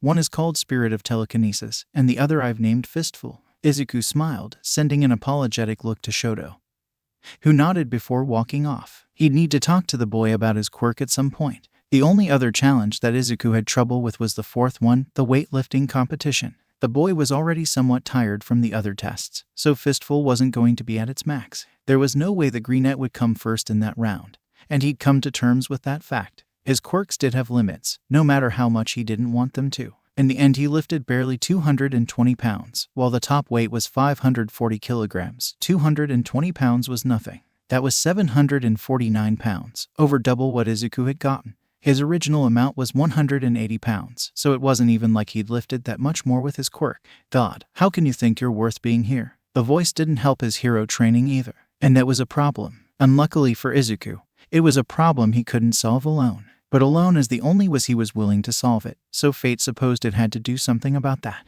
Alright Midoriya, your turn to redo to soft. Sorry to cut you off, sir, but I'd like to keep my original S score. The greenette interrupted. He flinched lightly when a scowl passed over Eraser's face. And why is that? The tired man asked, staring down at soon-to-be problem child too. You see, my strength enhancement quirk, Fistful, if you will, works based on how I'm feeling and if my needs are met. The more tired, hungry, sad, etc. I am, the more unstable my quirk is. The hero student explained, remembering the time he'd used it to open a jar of jam at 2 in the morning on patrol. The top had taken out a window. Aizawa sighed. Very well, Midoriya. You will keep your original score of 268 meters. Bakugo, get up here. Izuku nodded and stepped off to the side. Well, let Kakin have the glory. When scores were revealed, the teenager was pleasantly surprised with his first place. In last place is Toru Hagakure. Aizawa finished. However, the class looked up in confusion. No one will be expelled today. Yells came out of the class, a mix of confusion and anger. Izuku raised an eyebrow at his father teacher. I believe you all have potential, and it wouldn't be to anyone's benefit if I expelled Hagakure. She has potential that I am unwilling to let go. The black-haired teacher explained tiredly. Makes sense. The greenette mumbled, realizing he said what he thought out loud as Aizawa prompted him to continue. Ah, I understand why you believe Hagakure-sen has potential, sensei. Her quirk and drive are both admirable. He flinched lightly when some people clapped. He did not like loud, sudden noises. They reminded him of middle school and Katsuki villains and the orphanage fighting. He was lucky Hitoshi noticed and called out a question that would no doubt turn into a full class discussion. You okay? The boy asked, sitting next to his friend. Yeah, I'm fine. Just, loud. Izuku reassured his friend, smiling weakly at the boy. Hitoshi gave him an unsure look, but nodded all the same. He'd ask the greenette about it later, anyway. The teenager didn't talk to him about school much, so he had his suspicions. We'll eat lunch together, yeah? The purple-haired friend asked. Yeah, I was thinking of inviting Shoto. I know he's not the most social, so I think you'll get along, Izuku teased. Hey, I'm plenty social. You refused to say we were friends about 5 months into our friendship. Hey, you just started talking. 5 months. The class was packing up to go to lunch, and Aizawa had left already. The only two left in the classroom at that point were the dynamic duo, Hitoshi and Izuku. Anyway, so this guy says I can't be a hero without a quirk, the nerve. And now I'm at the school he teaches. I'm not sure whether to weep or to laugh at his ugly ass face. Shinsu nodded, going to pick up Izuku's backpack. The latter did not notice the former freeze, and that's why Eraser is totally my favorite hero. Izuku, Hitoshi said in a dangerously blank tone. Hitoshi, what is it? Are you? Izuku froze in place, turning around to find Hitoshi with his fucking ace mask. Izuku, explain. Now, the greenette raised his head to meet the purplete's eyes. Oops, Hitoshi all but hissed. You have the most infamous vigilante in Musutafu's history's mask in your bag, and all you can say is oops. I was, cosplaying. Izuku more asked than said. Hitoshi pulled out his voice changer and mouth guard. Okay, so maybe it's not actually cosplay. Izuku laughed loudly, eyes darting around for an escape of some sort. Or for a camera. Damn it, you had cameras. Izuku fucking Midoriya, the perplexed starting, rubbing the bridge of his nose. You know what? Let's talk about this outside. But I said I'd sit with the hero, student started, quickly cutting himself off with a single glare from Hitoshi. I can reschedule. His friend confirmed this with a nod, and Izuku went to reschedule his lunch with Shoto. Damn it, he'd been looking forward to that. But anyway, he didn't tuck his mask into his backpack properly. And now he was stuck explaining to Hitoshi why it was a good idea to put his life in mortal danger, continue to help people. The whole thing was stupid in the greenette's eyes. He could get Hito being upset about being left in the dark, but it seemed to be more than that. Okay, let's get this all over with. Shinsu started. You're the vigilante ace. Izuku nodded. And you're known for your confident persona, your smart-ass backtalk, being 16 and having blue eyes, but instead you're a self-destructive, nervous, most doormat person I know, green-eyed 14-year-old. The perplet asked, raising an eyebrow at the younger in front of him, who was squirming under his gaze. The latter wanted to protest that he was not self-destructive, nor was he a doormat. Don't even try to protest the self-destructive part, the elder hissed, and so Izuku didn't. Because Hitoshi looked really scary, not unlike Aizawa when he was taking down that trafficking ring not too long ago. Was it possible the duo was related? The tired demeanor and hair were both similar, and they both had psychic quirks. Cousin, nephew, was there any way they could be siblings? Eraser had mentioned a couple of siblings, and the perplet hit all description targets. Was it possible that? No, Izuku, I am not related to Eraserhead. Shinsu snorted, sounding somewhat amused at Midoriya's unconscious rambling. You sure you aren't? What the greenette stuttered out, looking at his friend in shock and confusion. Where the hell did you get that from? Oh, it's a huge theory regarding your almost instantaneous partnership, he explained in a bored tone. I found it on one of your forums and joined a discussion, and I'm convinced. We're not people think we're related. The hero student gasped out, confusion more the boy's emotion than anything else. Yeah, you're telling me you're not. I know, we are not related, Izuku insisted, honestly confused on why people would think that of him and Aizawa. He doesn't even know my identity. Shinsu's eyes widened at that. He doesn't. I always assumed that you two knew. Hitoshi stumbled, slightly shocked. You should tell him. Oh, absolutely not. Technically I hit first last week so they could get me for assault, the youngest started. Or are you just scared that he won't like you as a civilian? Hitoshi asked, cutting his friend off. What? I'm not afraid of him. Izuku asked, more to himself, somehow blending into the bench they were sitting on even more, if that was even possible. Yes, now tell me about your daddy issues. It's already 10 minutes into lunch, you dumbass. Shinsu grumbled. He is not my father, just a partner for patrols. That's all. Sure, Izuku, sure. I swear. Itoshi, sighing, the green bean started to head out of the classroom. He had classes with Nezu instead of Midnight's history, modern art, history thing. Did anyone actually know what she taught? He was starting to doubt even Nezu did. And if he did, Izuku was only what she was supposed to be doing instead of what she was actually going to be teaching them. Once again, Izuku found himself very, very glad that Nezu was tutoring him. Midoriya, where are you going? Aizawa called out from the floor. Class hasn't started yet. Sorry. Nezu told me to give you this if why you asked. Izuku answered, pulling a letter of some sorts out of his backpack. I don't know what's in the letter, don't ask me. That got the black-haired pro concerned. Why would Nezu give Izuku a letter? Why would he need to go out of class? Did he intend on missing Midnight's class of something or other? Taking the letter from the greenette, Aizawa opened it up and felt like throwing himself into the nearest active volcano. Dear Aizawa-san, yes, 'tis I, Rat Satan. I am writing to inform you that I have taken your attendee Izuku Midoriya on as my personal student.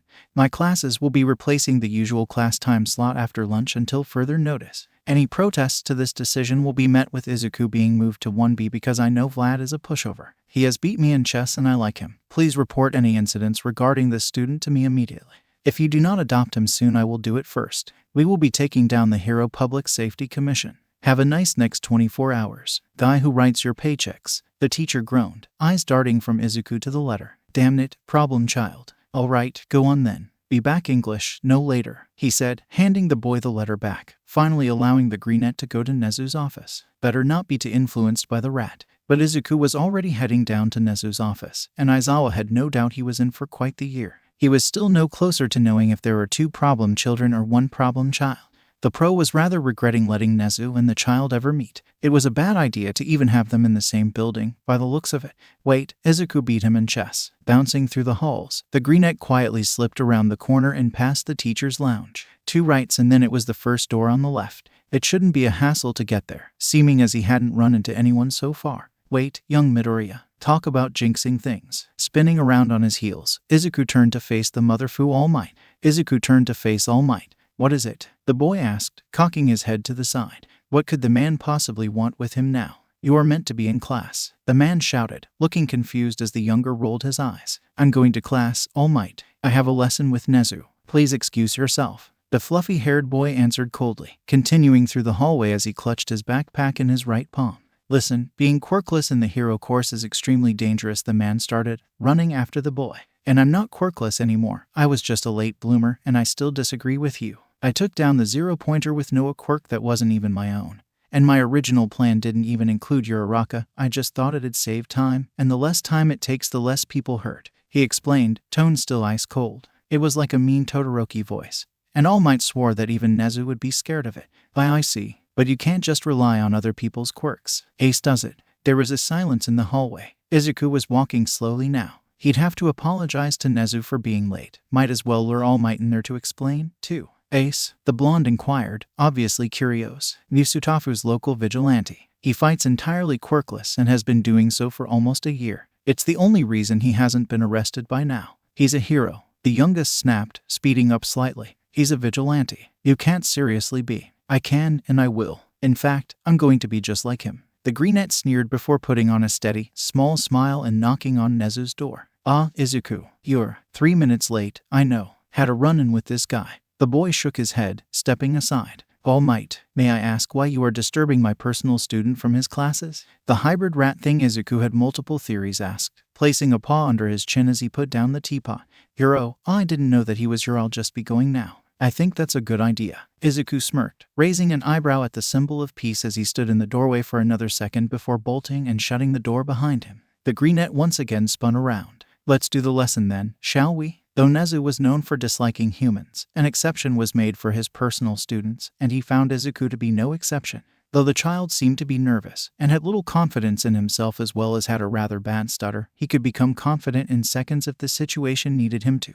The Chimera Stove had no doubt that one would explode if they saw the usually timid boy in his confident demeanor. Not to mention that he was the first of Nezu's students in a while to beat him at chess first time. one of the first to have actual professional hacking experience, and he was the first one who was interested in analysis. They'd have to do question-answer chess soon. It was one of Nezu's favorite activities, and something told the genius that Izuku would also appreciate the game. So watching him come down 3 minutes late, with an honestly terrifying facial expression and tone of voice, with All Might in tow, Nezu knew something was up. The stutter was gone, so the Chimera Stoat knew that Izuku must either be close with him or despise the man. The latter seemed the most convincing for the situation. But why would someone so obsessed with heroes be so against the number one? The principal decided he wanted to find out. Did you end up giving Aizawa the note? Nezu asked, gesturing for Midoriya to sit down as he did. The boy nodded as he sat down, taking the tea the hybrid offered, but not drinking it. I did. He did not seem to appreciate it, however. The green-haired student chuckled, eyes sparkling gently. But I'm here now. Indeed. I wish to talk about your rather impressive quirkless fighting.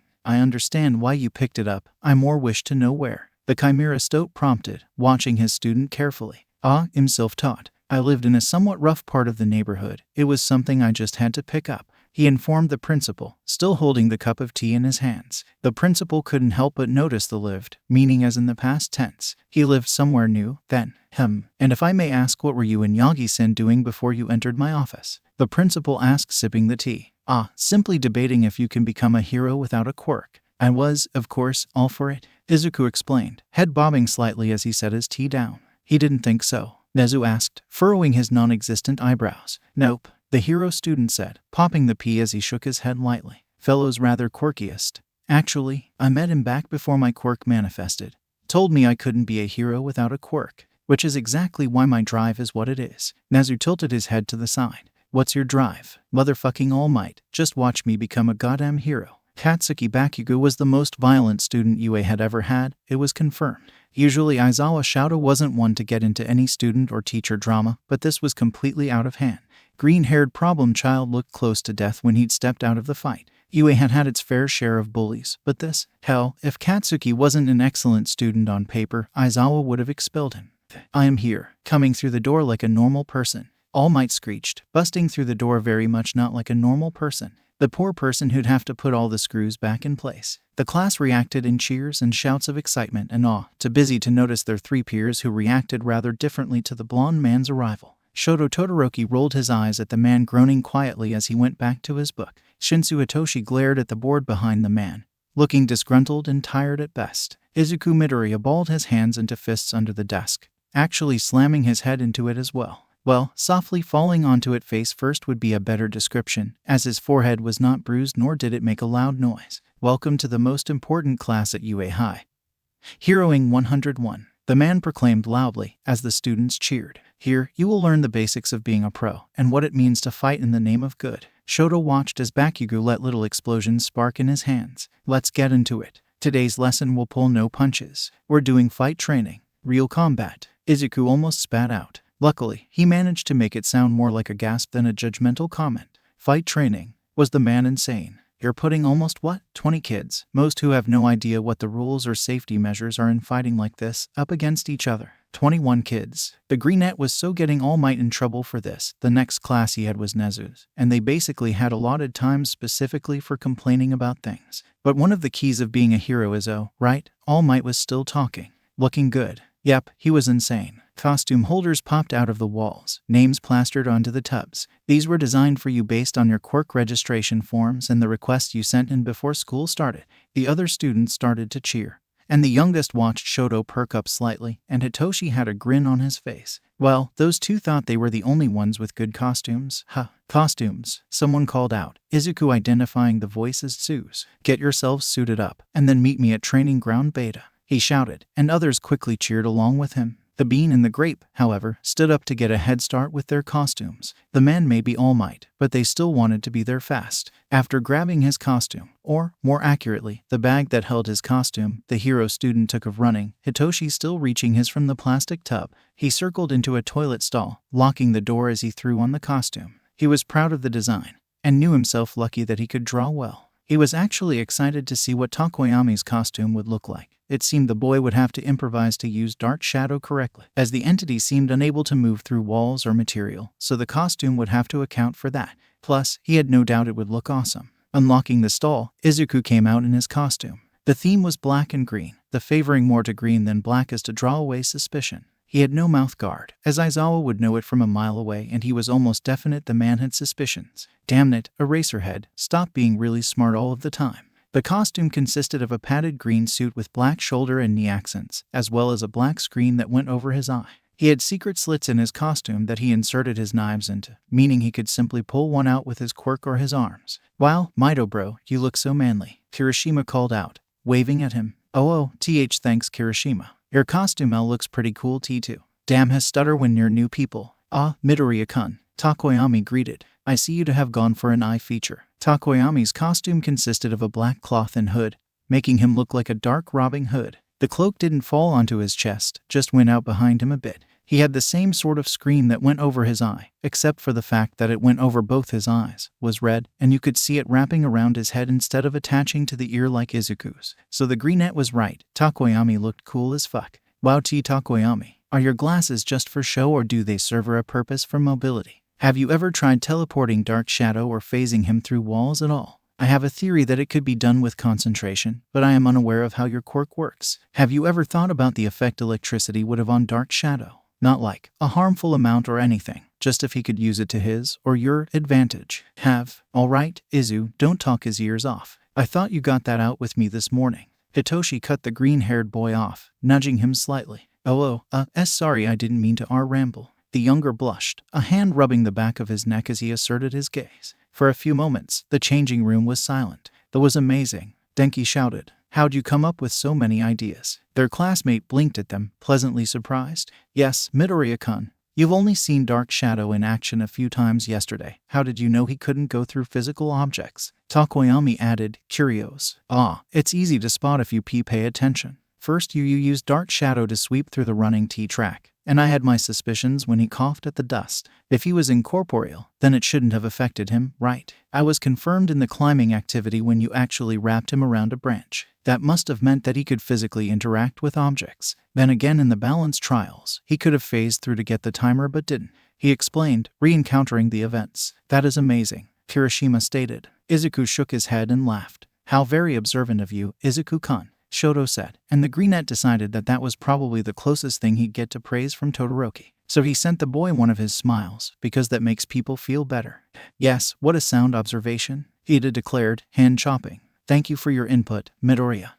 It's no problem, really, I am just really observant. Why do you believe Dark Shadow could phase through things? The Raven hybrid asked, looking curiously at the green-haired boy. Well, once again I don't know the exacts of your quirk, but sentient quirks are you usually incorporeal in some state? Right. So, if Dark Shadow follows this pattern, then you should be able to control that incorporeal state. It'd mean gaining more control over your quirk first. But in theory, he's a descendant from your parents' quirks, right? If either of them have a shadow quirk, then Dark Shadow is probably either your brother or a quirk mutation, meaning shadow. Shadows aren't physical things, they're like illusions, but our minds perceive them as physical. It's an unconscious thing, you don't really think about it. Anyway, Dark Shadow's kinda like the same thing. We perceive him physical, so he's anchored as physical. With time and concentration, you can kind of unlearn that way of thinking about him and he becomes an incorporeal being, see. The younger explained. He often wrote these things down, but he hadn't spoken them aloud since elementary. The male of one soon realized that there were two sides to Midoriya. You see one first and then if you get to know him, you see the other. Or he accidentally starts rambling and gets really confident. What the fuck? Why does that make so much sense? Where did you learn to do that? Ever taken an IQ test? You sure you don't have like 3 quirks? Do you have an intelligence quirk? Izuku glanced at Hitoshi for help. His friend sighed, but threw him a fond smile. Alright, listen up. No, Izu doesn't have an intelligence quirk, he's just smart like that. Yes, he's taken an IQ test, but he refuses to tell me what his score was. He taught himself how to do it. It makes sense because Izuku said it, and we've been in here a little too long and I wouldn't doubt the girls are already out there, so let's go. Hitoshi smiled as they all mumbled curses and started exiting the door. And then Bakugo just had to speak up. It's just some dumb theory anyway, nerd's not even that smart. Hey, not manly, Baku bro. Mido bro obviously worked hard to come up with such a sound theory. Kirishima defended him. Hitoshi nodded, following the rest out the door, pulling Katsuki out with him. The greenette quickly followed out behind them just to see the girls trailing out of their locker room looking slightly guilty. Izuku raised an eyebrow at them. Jiru, heard your conversation Uraraka spilled, looking sorry. Oh, I thought you'd done something bad. Nah, that's fine. Izuku smiled at them, motioning to join the rest of the group. He watched Uraraka light up, grabbing the others to join their little group. Hey, maybe today wasn't so bad after all. Izuku was quickly proven wrong on his theory. Today was very, very bad. Now that you're ready, it's time for combat training. All Might shouted, seeing them all emerge. Sir, Ida shouted, raising his hand. All Might nodded somewhat impatiently. This is the fake city from our entrance exam. Does that mean that we'll be conducting urban battles again? Not quite. I'm going to move you 2 steps ahead. God, what the big oaf gotten for them now? Most of the villain fights you see on the news take place outside. However, statistically speaking, run-ins with the most dastardly evildoers take place indoors. All Might explained proudly. Well, maybe the man was giving them so good advice after all. Think about it. Backroom deals, home invasions. Wow, okay, the small crime approach, not bad. Secret underground lairs. And there it was. Truly intelligent criminals stay hidden in the shadows. For this training exercise, you'll be split into teams of good guys and bad guys and fight 2-on-2 indoor battles. He explained. Oh no, he was not. Isn't this a little advanced? Izuku decided to pipe up. The best training is what you get on the battlefield. No, it really wasn't. But remember, you can't just punch a robot this time. You're dealing with actual people now. He did not just say that. Sir, will you be the one deciding who wins? Ida asked. How much can we hurt the other team? Katsuki asked, grinning evilly. Do we need to worry about the losers getting expelled like earlier? Uraraka asked. Will you be splitting us up based on chance or comparative skill? I wasn't finished talking. The number 1 pro shouted. Then he took out a sheet of paper. Listen up. A script. Seriously? The situation is this. The villains have hidden a nuclear missile somewhere in their hideout. The heroes must try to foil their plans. The class had quieted down by then. To do that, the good guys either have to catch the evildoers or recover the weapon. Likewise, the bad guys succeed if they protect their payload or capture the heroes. God, this sounds like an action movie setup. Time's limited, and we'll choose teams by drawing lots. Isn't there a better way? Ida asked. At least he's asking the real questions now, but sadly, Izuku did need to do well. Think about it, he called. Pros often have to team up with heroes from other agencies on the spot, so maybe that's the reason we're seeing that here. Ida nodded. Yes, I see. Life is a random series of events. Excuse my rudeness, he called, bowing his head as he did. No sweat. Let's draw. Luckily, Izuku was paired with Hitoshi. Unluckily, they were against Kaken and Ajiro. You sure you'll be okay, Green Bean? Hitoshi asked, pulling Izuku up to the side. We could ask for a different partner, I mean. No, Hito, it'll be fine. Come on, let's go see if we'll be the heroes or villains of this place. The Greenette smiled weakly. He watched his friend closely. All right, Green Bean, let's go. The two quickly swept back into the crowd, Shoto throwing them a concerned, but somehow still indifferent, look. And the hero team is Katsuki Bakugo and Mashirao Ajiro. All Might shouted out. Hell yes, get to be the villains. Izuku, sorry, Hito. He squeaked. Hey, don't blame him if the villains got all the cool plans. All right, you 4 villains, go set up. All Might shouted. The duo ran off quickly, a plan already forming in the local Greenette's head. So, already know what we're going to do? Hitoshi asked, raising an eyebrow at him. Shinsu's costume consisted of the colors white, lilac, and black. The mask did look somewhat villainous on him, but his costume didn't complement that look. He had on a white jumpsuit with a lilac spiral on it and a black collar. The mask, though mostly black, had a red ace on the front of it. Unbeknownst to most, if you looked closely, Izuku had a red ace on his glass eye accent. They were matching, giving people a small hint. Not that they'd catch on, of course. Hitoshi's shoes were black, but they served a purpose. The heels had a small handle-like accent to them. And that was because the heels held knives, just like Izuku's elbows. Luckily for those two, if they got caught with the smuggled knives, well, uncertain green-haired student knew the principle. And, as found out yesterday, Nezu was more than happy to bend the rules for the duo. Besides, All Might wouldn't try anything. He wasn't smart enough to do that. Besides, even if he was already on thin ice with the UA principal. He wouldn't mess with the boy who had one. Beaten Nezu at chess and 2. Seemed to be able to flip personalities faster than the gods in Percy Jackson. Yeah, of course I know what we're doing. Are you gonna tell me? Hitoshi huffed. The Greenette smirked. Here's the plan. The boys spread out. Shinsu did as Izuku said, propelling himself up on the roof from outside and staying just below the eye line of anyone on the rooftop. Izuku started to set up his part of the plan, dragging the crates towards the bomb. Come on, Katsuki, work with me. No, those extras are probably planning now. I am going in. Bakugo angrily cut him off, blasting himself up the building. Ajiro sighed and swung after the explosive blonde, using his tail as support. The duo quickly arrived at the rooftop. The tailed boy pulled himself up to see Bakugo aiming his hand straight at the floor. No, you can't. It'll bring the building down, Ajiro shouted, panicking. That's the plan, extra. He was about to shoot. Katsuki, listen, Ajiro shouted out again. Except, Ajiro didn't speak. He gasped, going to stop Katsuki, but it was already way too late. No, you stupid ex. Bakugo stopped in his tracks, body tensing up and eyes glazing over. Step away from Ajiro. Run inside the building to the second floor, Itoshi commanded. Ajiro tried to rush into Katsuki, but he was already running away. The short-haired teenager followed Katsuki in the building. If he caught up with him, then any kind of bumping or disruptive motion from a human could easily shake the boy out of the trance he was in.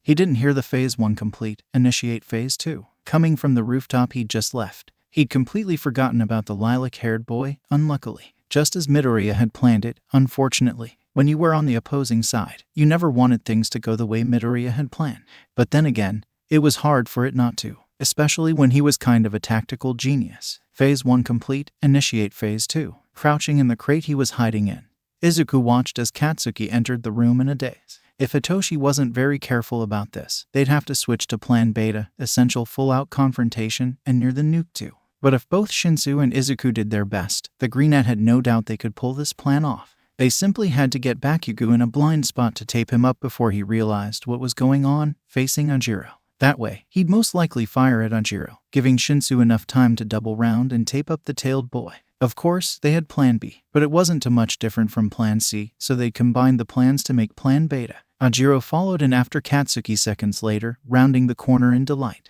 Hitoshi better be arriving soon, the raisin. Bakugo, screw it, no time to wait for Hitoshi, Izuku had to act now. Quickly double rolling out of the barrel, the Greenette jumped to secure the capture tape to the blonde's arm, successfully jumping over Ajiro's swinging tail. Doubling over himself, the hero student whipped around to face his childhood torturer classmate, once again playing against the other blonde's tail as he backflipped towards the former. Grappling Kaken's arm, Izuku secured him with capture tape as the louder snapped out of his trance, firing straight at Ajiro, and Shinsu was pulling the boy out of the way, with a roll of capture tape, silently celebrating his victory.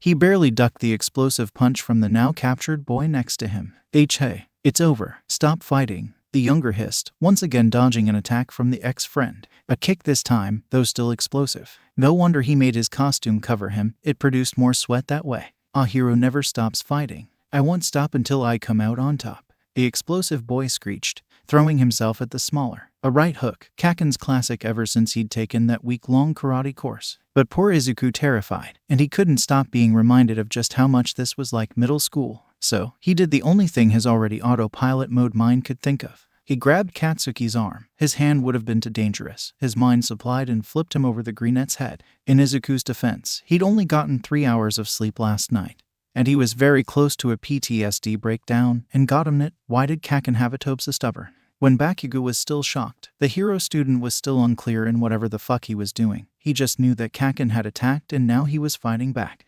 Unluckily for Katsuki, that meant the Greenette wasn't taking any bullshit, so without hesitance, he kicked him out a window and called a knife into his hand.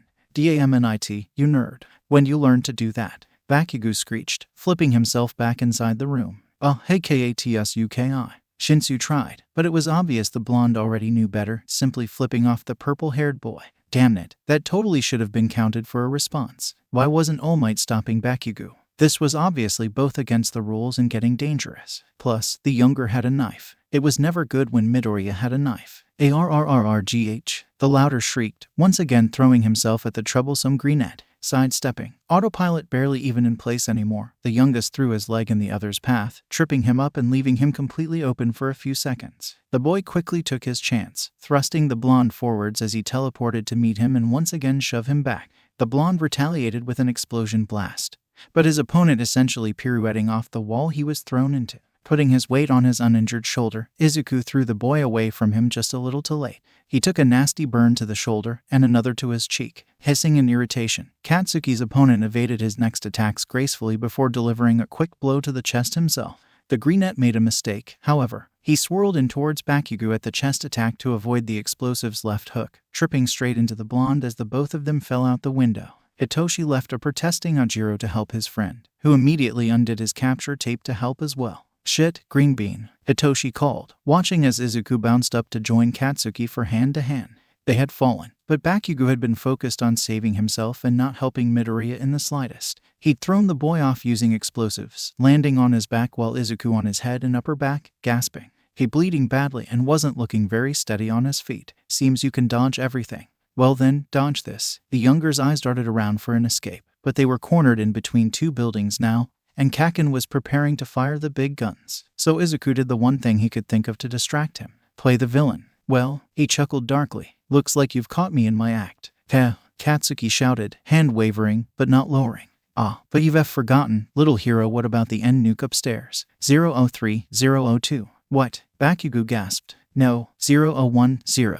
And the time is up. Team Villains has won. All Might's voice boomed through the stadium, and Izuku sighed in relief. Hito might need recovery girl. Think I'm going to pass out now, the Greenette mumbled, and Hitoshi was down there fast, helping a nearly, but not quite, unconscious friend towards recover girl, barely containing his rage for the blonde. Above them, the class felt sick. After seeing recovery girl, Izuku decided he did not want to miss his lesson with Nezu. It was the one class that could make up for All Might's lack of teaching skills. So the hero student took a few gummies, sat still while recovery girl bandaged up the back and side of his face, made sure her power had actually healed his leg, and was on his way. The walk to the office somehow seemed both shorter and longer than last time. Shorter because no one tried to stop him, but longer because of the injuries RG couldn't heal. At least the symbol of peace wasn't arguing with him this time. The absolute bastard. He knocked quietly on Nezu's door. Midoriya, come on in. The Greenette stepped through the door, honestly just waiting for the impending barrage questions. Hey, he greeted, his gaze daring the principal to ask. The stoat simply shook his head, grinning slightly. Tea, he asked, getting out the teapot. Groaning quietly, the student simply nodded his head and sat down in the chair in front of Nezu's desk. Today had not been a good day, and he just wanted to know how he could destroy Endeavor, so Nezu better hurry up with the damn tea so he could give that flaming bastard what he deserved. Unluckily for the pro, you did not want an agitated Izuku Midoriya after you. Tea was quickly handed to the boy, and the principal joined him. So, I presume we are to discuss your subsequent injuries? The smaller asked, taking a sip of the tea. Oh, yes, you see, the teacher who does not have any teaching experience, a license, or any understanding of the safety rules put in place, made 20 completely inexperienced students face off against each other, with no training whatsoever, branded 10 of the 20 villains and made them fight against the heroes with capture tape. Then, when one student, namely Katsuki Bakugo, threw away all safety measures and refused to stop fighting when he'd already been captured, said teacher did nothing to stop him as they threw me out of a 4-story window. The hero student explained, green eyes very much judging the principal's choice of teacher, though he had his suspicions about the HPSC throwing All Might in themselves. Nezu usually had full control over the employees, but if it was the number one hero, the principal looked at him, completely genuine shock showing on his face. Though many who couldn't read the rat would think it was simple minor surprise, Izuku knew better. The shock morphed quickly to irritated anger as the Chimera Stoat brought his computer out, no doubt to draft up some kind of not-so-formal complaint to the Hero Commission. In truth, the Greenette was not actually very upset with the principal, just with All Might himself and maybe the rest of WhatIf for not stopping it or helping to stop it. This is completely unacceptable, and I apologize profusely for this experience. Anything you'd like to say to the man? I can draft it into the email, Nezu assured him, a small smile twitching on his face as he continued to type. Though, some things are best left unsaid when it comes to All Might. The hero student smirked. Endeavor, on the other hand, if any of the teachers heard the manic cackling from the two, they didn't mention it. Hey, Ace, Eraserhead said softly, watching as the vigilante jumped the gap between two buildings. Erasure, my mentor, how are you tonight? The problem child called, grinning mischievously. Doing just fine. Did you make it into UA? Huh, can't trick me with that one. You don't get to know if I passed or not. Ace taunted, flipping on his hands. Of course I don't. The adult groaned, sitting down on the roof edge. He noticed how the vigilante almost seemed to hesitate to join him, but he did. What I can tell you, however, is that you better keep a good eye on your curriculum plans and leave them at home because I will steal them. Problem child, Eraser snapped, though his eyes were fond. Damn it, he was not soft. Come on then, let's go kick some evil ass. Ace chuckled, once again flipping onto the next rooftop. Eraserhead followed him, of course, but he couldn't help but be concerned for his problem child. He seemed more distant, but maybe that was just him, even if his job technically wasn't to look after the kid.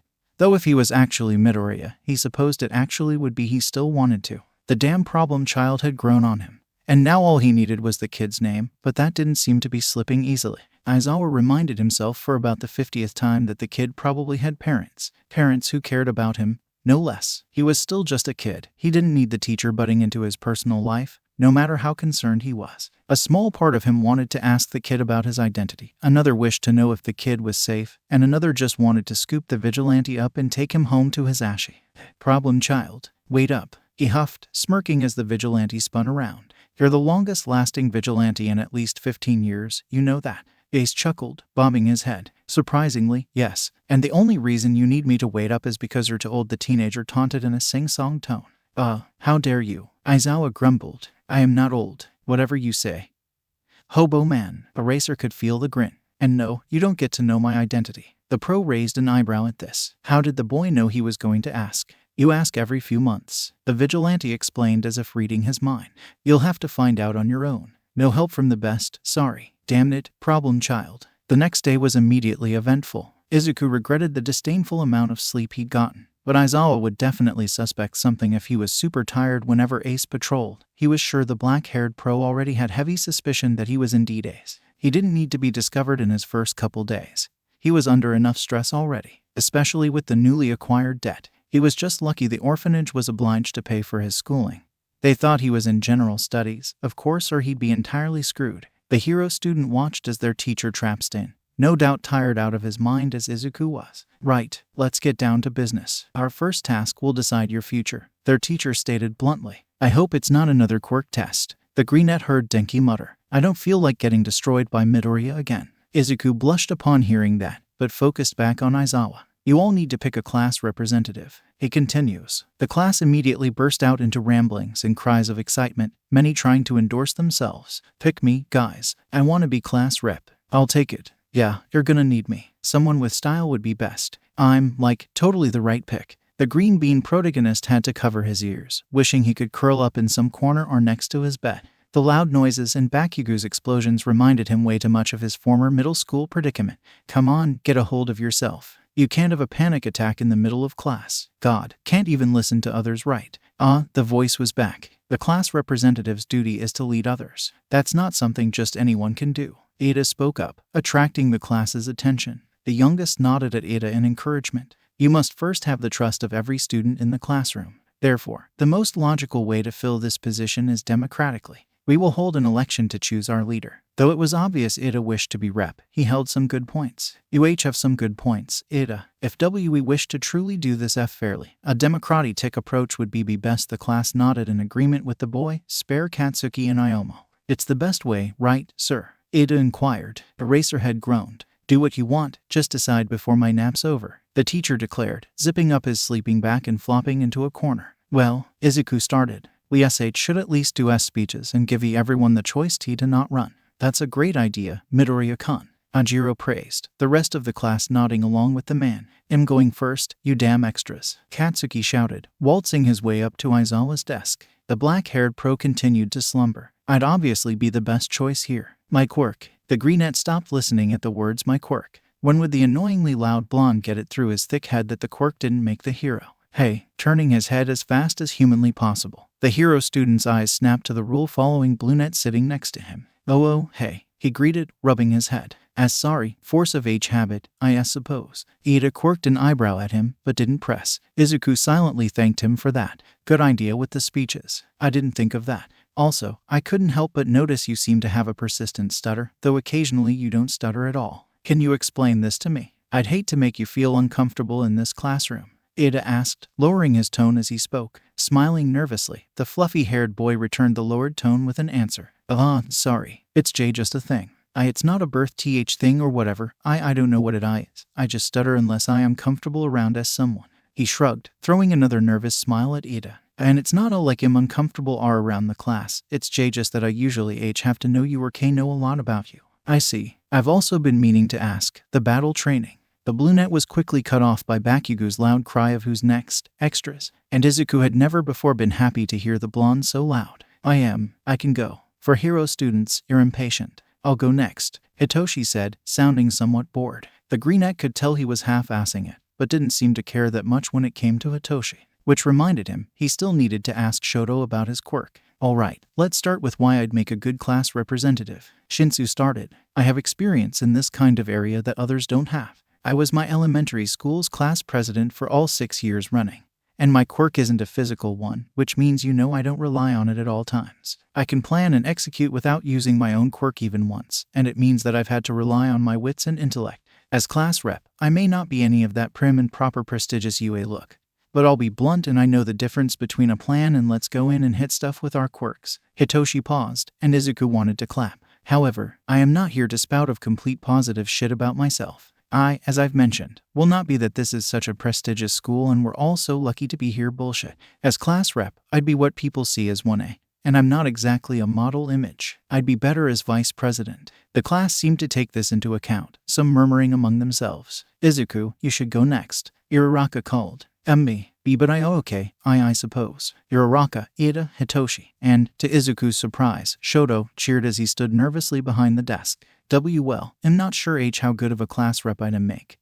But I also share some of Hitoshi's P points. Was a very late bloomer. Didn't get my quirk, or Q quirks, until 10 months ago. I had to rely on my intelligence as well as my instincts and my ability to read people and pinpoint their weaknesses. I have been quirkless for almost my entire life, so you know I'd never discriminate against anyone. Despite the lack of time I've had my quirks, you can all tell that I am perfectly capable of using them and that I know my limits. I learn fast and work faster. As your class representative, I can assure you that I'll give the rest of the world someone who represents what this class stands for. What heroes stand for: the safety of others and the safety of us. The class stared at Midoriya as he walked back to his seat. The kid had a confident side. Hitoshi grinned at him. It seemed this may work out after all. He was wrong. Izuku was so very, very wrong. Of course, he and Hitoshi had been class rep and vice rep. It was only fitting after their speeches, as everyone minus Bakugo had agreed. Lunch, however, had been an absolute nightmare. The intruder alarm had gone off halfway through, and nobody thought to look out the damn window. Not even the third years took any kind of responsibility. So, naturally, an angry Izuku did. He teleported himself up to a small, maybe 3-inch wide hangway near the exit and shouted, "Hey, attention everyone," he yelled, surprisingly gathering everyone's attention. Did anyone think to look out the damn window? It's just the press. Stop your panic. It's already injured multiple students. But that wasn't all. Midoriya was seething. How come I, a damn first year, who's been here barely 3 days, took more control over the situation than even the third years? How can we call ourselves hero students if one simple alarm sets us into such a frenzied panic that we actually hurt other students? He asked, eyes glaring into anyone who tried to argue. It is the upperclassmen's responsibility to help the second and first years out in an orderly fashion. If you can't even do that, what are your chances in the hero world? Many shamed glances were made as the students spread out more, backing up into the cafeteria. The greenette sighed softly, teleporting down. I want uninjured third years helping injured second years and uninjured second years helping injured first years. Injured third years should report to RC immediately. Go. And then everything started moving again. Students started helping others, and the people who weren't were gossiping about the entire situation in the lunch hall. Brushing himself off, he was lightly trampled. The boy went over to help an injured Shoto to RC. "Hey, Shoto, how are you doing?" he asked as he pulled half the other boy over one shoulder, helping him with his limp. "Just fine, Midoriya. Quite a show you put on." Shoto chuckled lightly.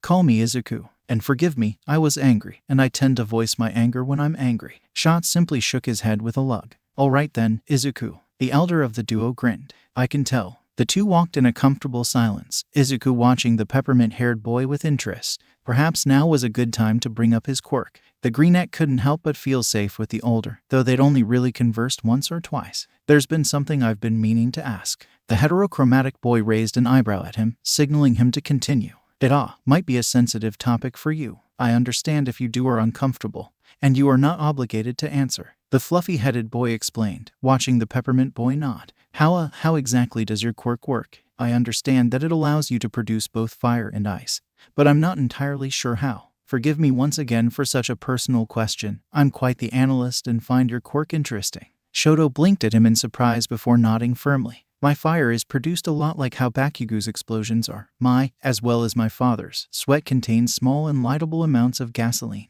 My ice, however, is produced by me forcing my blood cells freezing over. Mine regenerate much faster than someone else's would. I have to use my ice often, or I'll have too many blood cells, which is somewhat ironic as my mother's quirk used to leave her in need of blood transfusions if she needed it too much, and now here I am needing to burn them out. Well, freeze them out, I suppose," Todoroki explained, eyes rarely leaving the wall opposite of Midori.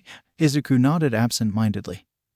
humming slightly. He was currently staring above Shoto's head. Well, that was new. Copy quirk. After the disaster that was lunch and Nezu's class, the USJ trip that Izuku was already aware of was announced. Right, Hellspawn, sit down. Aizawa mumbled, pulling out a stack of exactly 21 schedules. Tomorrow we'll be giving lessons on rescue training at the USJ. There's a schedule here for each of you and one for me. Make sure you don't lose it. Midori, you'll need it. The greenette made a small noise of protest, and then a fake one of betrayal as both Hitoshi and Shoto simply shook their heads and smirked. Hey, am not that clumsy. The greenette mumbled. Shinsu simply raised an eyebrow and nodded. Am not calling you tonight. How dare you? Treason. The perplet screeched, though promptly falling silent at Aizawa's quirk-infused gaze. Now that you're all quiet, make sure you bring your hero costume with you. Cementos is here to teach modern history or whatever, the pro said, leaving as Cementos entered the classroom and started his lecture on the history of quirk development.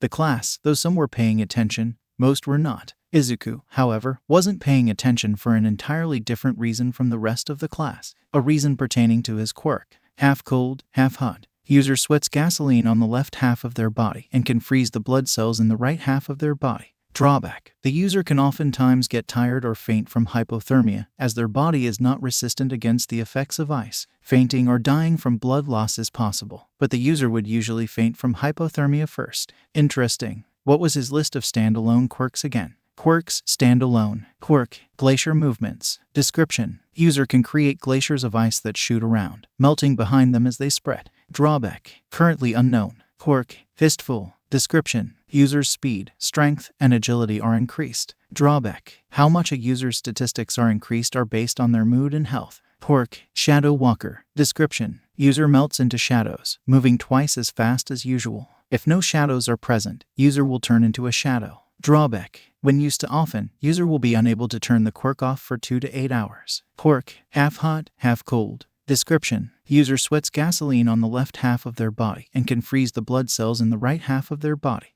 Drawback. The user can oftentimes get tired or faint from hypothermia, as their body is not resistant against the effects of ice. Fainting or dying from blood loss is possible, but the user would usually faint from hypothermia first. What would happen if Izuku combined glacier movements and half hot, half cold? Would he be able to control the ice better? Would he be able to control the fire better? Could he uncombine quirks if he didn't like the results? How did his quirk determine the combinations? Was it like fistfuffle? The better he felt, the better the combinations? Or was it always the best quirk from 2 quirks? Did it use a genetics system to determine it? What happened to all basic rules of quirks? What kind of quirk was it? Emitter, mutation, or transformation? What would happen if Eraser had erased his quirk? Would only copying and combining stop? Or would he stop being able to use quirks too? Could he copy high specs? There were so many questions he needed answering. Midoriya, what's your stance on the quirked war of 2068? Oh, right, he had a class to pay attention to. Ignoring the feeling he had about the USJ trip,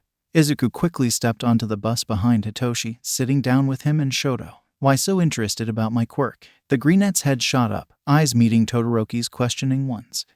He asked, shaking his head in both confusion and underlying dread. My quirk. I didn't give your question much thought yesterday, but I am now. Why were you so intrigued? The heterochromatic boy repeated. The younger tried to ignore Shinsu's stare. Well, it's as I.e. explained. I kind of wanted to tonalize your quirk because it's the only other dull quirk I've seen in Persona's mine. The boy rushed out, telling the elder a half-truth. He had analyzed Shoto's quirk, and it was the only other dual quirk he'd seen in person. The other one just wasn't his own. Blinking, Izuku watched the peppermint-haired boy shake his head slowly. You could have just asked for a demonstration. You know, the eldest stated. I wouldn't have killed you. For some reason I find that hard to believe, Shinsu muttered, watching as Izuku nodded in agreement. Shoto, however, being the sheltered boy he is, did not pick up on the joking part. I am sorry if I gave you any reason to believe I would harm you for asking something like that. I would never, the boy started, being cut off by Midoriya's fond sigh. We're kidding, Sho. Don't worry about it, I'm just a nervous boy. The greenette somewhat assured him, patting Shoto on the back. An invigilante boy, Hitoshi reminded. Why wait, Hito? No, you're taking that joke too far. Izuku pouted. Inside, he was panicking beyond belief. What if Shoto found out? No, he was a Mutasafa-based vigilante. No way Shoto would know he even existed. He was being irrational, entirely over. Izuku Ace's love child confirmed. Fuck, Ace is 16, dumbass. The hero student deadpanned, wondering how the hell Shoto fucking Todoroki knew his vigilante persona. So, the peppermint boy questioned. He's 14, Sho. He would have been 2 when Izuku was born. Hitoshi smirked, shaking his head. Izuku Ace's brother confirmed. I'm an only child. Izuku Ace's cousin confirmed. I'm an orphan. Jesus, do you have any connections I can use? What about? Izuku has seen Ace on the street and didn't recognize him confirmed. Shinsu supplied. Itoshi, don't encourage him. The greenette complained, throwing his head back. Or you don't get hugs. Shinsu gasped. No, you don't have the heart to deny me hugs. You want to bet on that? No, didn't think so. The world was not ready for the duo that was Midoriya and Shinsu. The greenette had to admit, the USJ was a thing of beauty. Its glass dome spanned the entire length of the thing, encasing multiple hundreds of acres. The sunlight filtered through the dome and onto the steps, practically blinding the students of 1A. Though the building itself was bland and rather ugly, the inside looked like a vibrant carnival of natural disasters. As the students continued to climb the steps of the USJ, the feeling of dread seeped back into Izuku's mind. He wrote it off as anxiety of being in such unfamiliar and open place. He should not have. Hello, everyone. I've been waiting for you. A loud gasp emitted from the crowd of students as they gathered around the pro. It's the space hero, 13. Izuku muttered out quickly, excited. The chivalrous pro who's rescued a ton of people from disasters across the world. Woohoo, Hiroshima called out. 13 is one of my favorite heroes. Mina shouted excitedly. I can't wait to show you what's inside. 13 said, hyping people up. This is gonna be awesome. Kaminari whispered. The class stepped inside, immediately in awe of the place. The youngest had to admit, it was even more impressive than the photos. Holy crap, it looks like some kind of amusement park, Hiroshima exclaimed. A shipwreck, a landslide, a fire, a windstorm, etc. 13 listed. I created this training facility to prepare you to deal with different types of disasters. I call it the Unforeseen Simulation Joint, but you can call it USJ, just like Universal Studios Japan. So manly. While his classmates talked among themselves, the vigilante was listening into the teacher's conversation. Hey, shouldn't All Might be here already? But Aizawa asked, sighing. Let me guess. He booked an interview instead. Actually, it's something else, 13 said, holding up 3 fingers. Right, the limit. Aizawa groaned, and Izuku swore he heard, and of course, why aren't I surprised? He's resting in the teacher's lounge. 13 shook their head. That man is the height of irresponsibility. Yeah, you can say that again. Well, we should be okay with just the 2 of us, Eraserhead mumbled. The clock's ticking. We should get started. They would later find out that it was never okay for them to go there, All Might or not. Excellent. 13 turned their attention to the students, and the eavesdropping hero student snapped back into place. Before we begin, let me just say one thing. Well, maybe 2 things. Possibly 3, 4, or 5. The pro rambled. To anyone else, it was just a pro rambling. But not to the vigilante. He knew that rambling, mainly because he did it multiple times a patrol. The pro was nervous, distracting the students from the problem that was All Might's incompetence. Izuku got the idea that no other teachers knew what went down in the training exercise. We get it, the students chorused, continuing their obliviousness.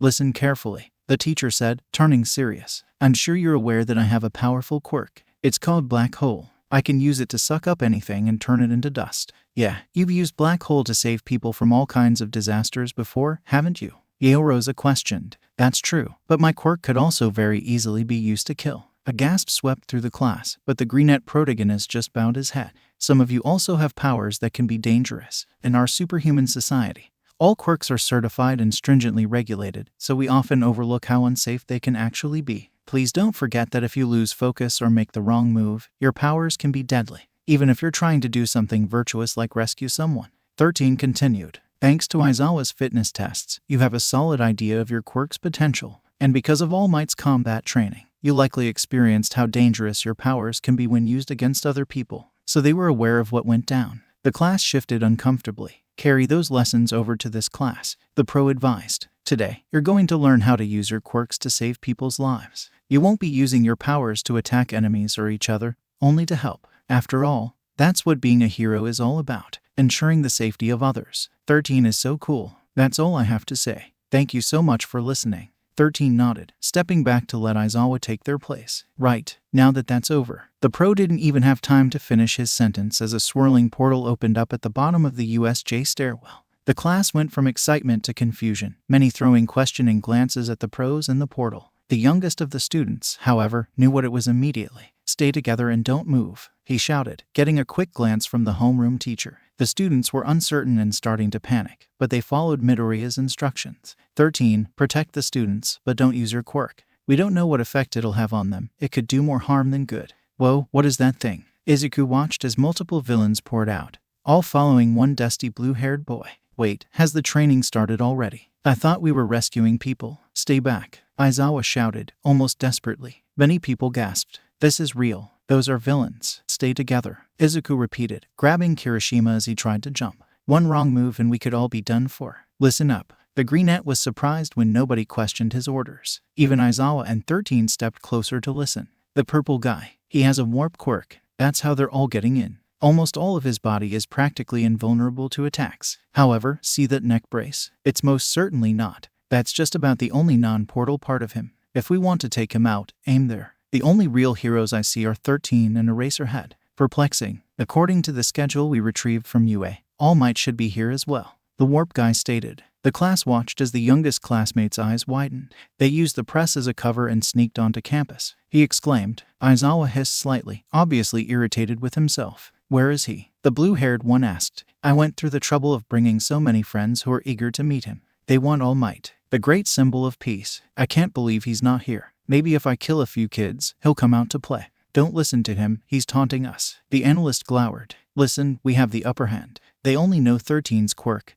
not Eraser's or ours. If they do know Eraser's, they still don't know ours. They'll try to split us up and keep their distance. They know we could be dangerous. They'll most likely use Warp Quirk Guy to split us up in the area. Once again, stay together. We know each other's quirks and are much stronger in a group than we are apart. See blue hair, probably the leader, most likely a touch-based quirk. While others have weapons, he holds his hands in an offensive position much like Katsuki or Todoroki does, though more likely touch based on the fact that he has no support gear to help him with his quirk, probably poisoning, disintegration, or some kind of transforming quirk. Be careful around him.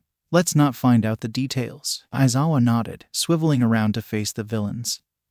13 and the rest following suit. If the alarm sensors aren't being triggered, then one of these villains must have a quirk that's masking their presence here. They carefully chose this isolated facility as an entry point at a time when a class was being taught. Cleverly planned, I'll give him that, Aizawa muttered, turning to half-face the group while keeping an eye on the villains. 13, contact the school. Actually, if they've got the ability to block our sensors, then they might be jamming our regular communications, too. Izuku piped up. Good thinking, Midoriya. Kaminari, try using your quirk to contact the school, Eraserhead instructed. Yes, sir, Midoriya. I'm leaving you in charge of this group while 13 and I hold of the villains. They're getting ready for an attack. Find a way to get help, Eraser informed him. Izuku nodded. Have one already. Go. And with that, Eraserhead was running down the stairs, followed quickly by 13. It was going to be a long day.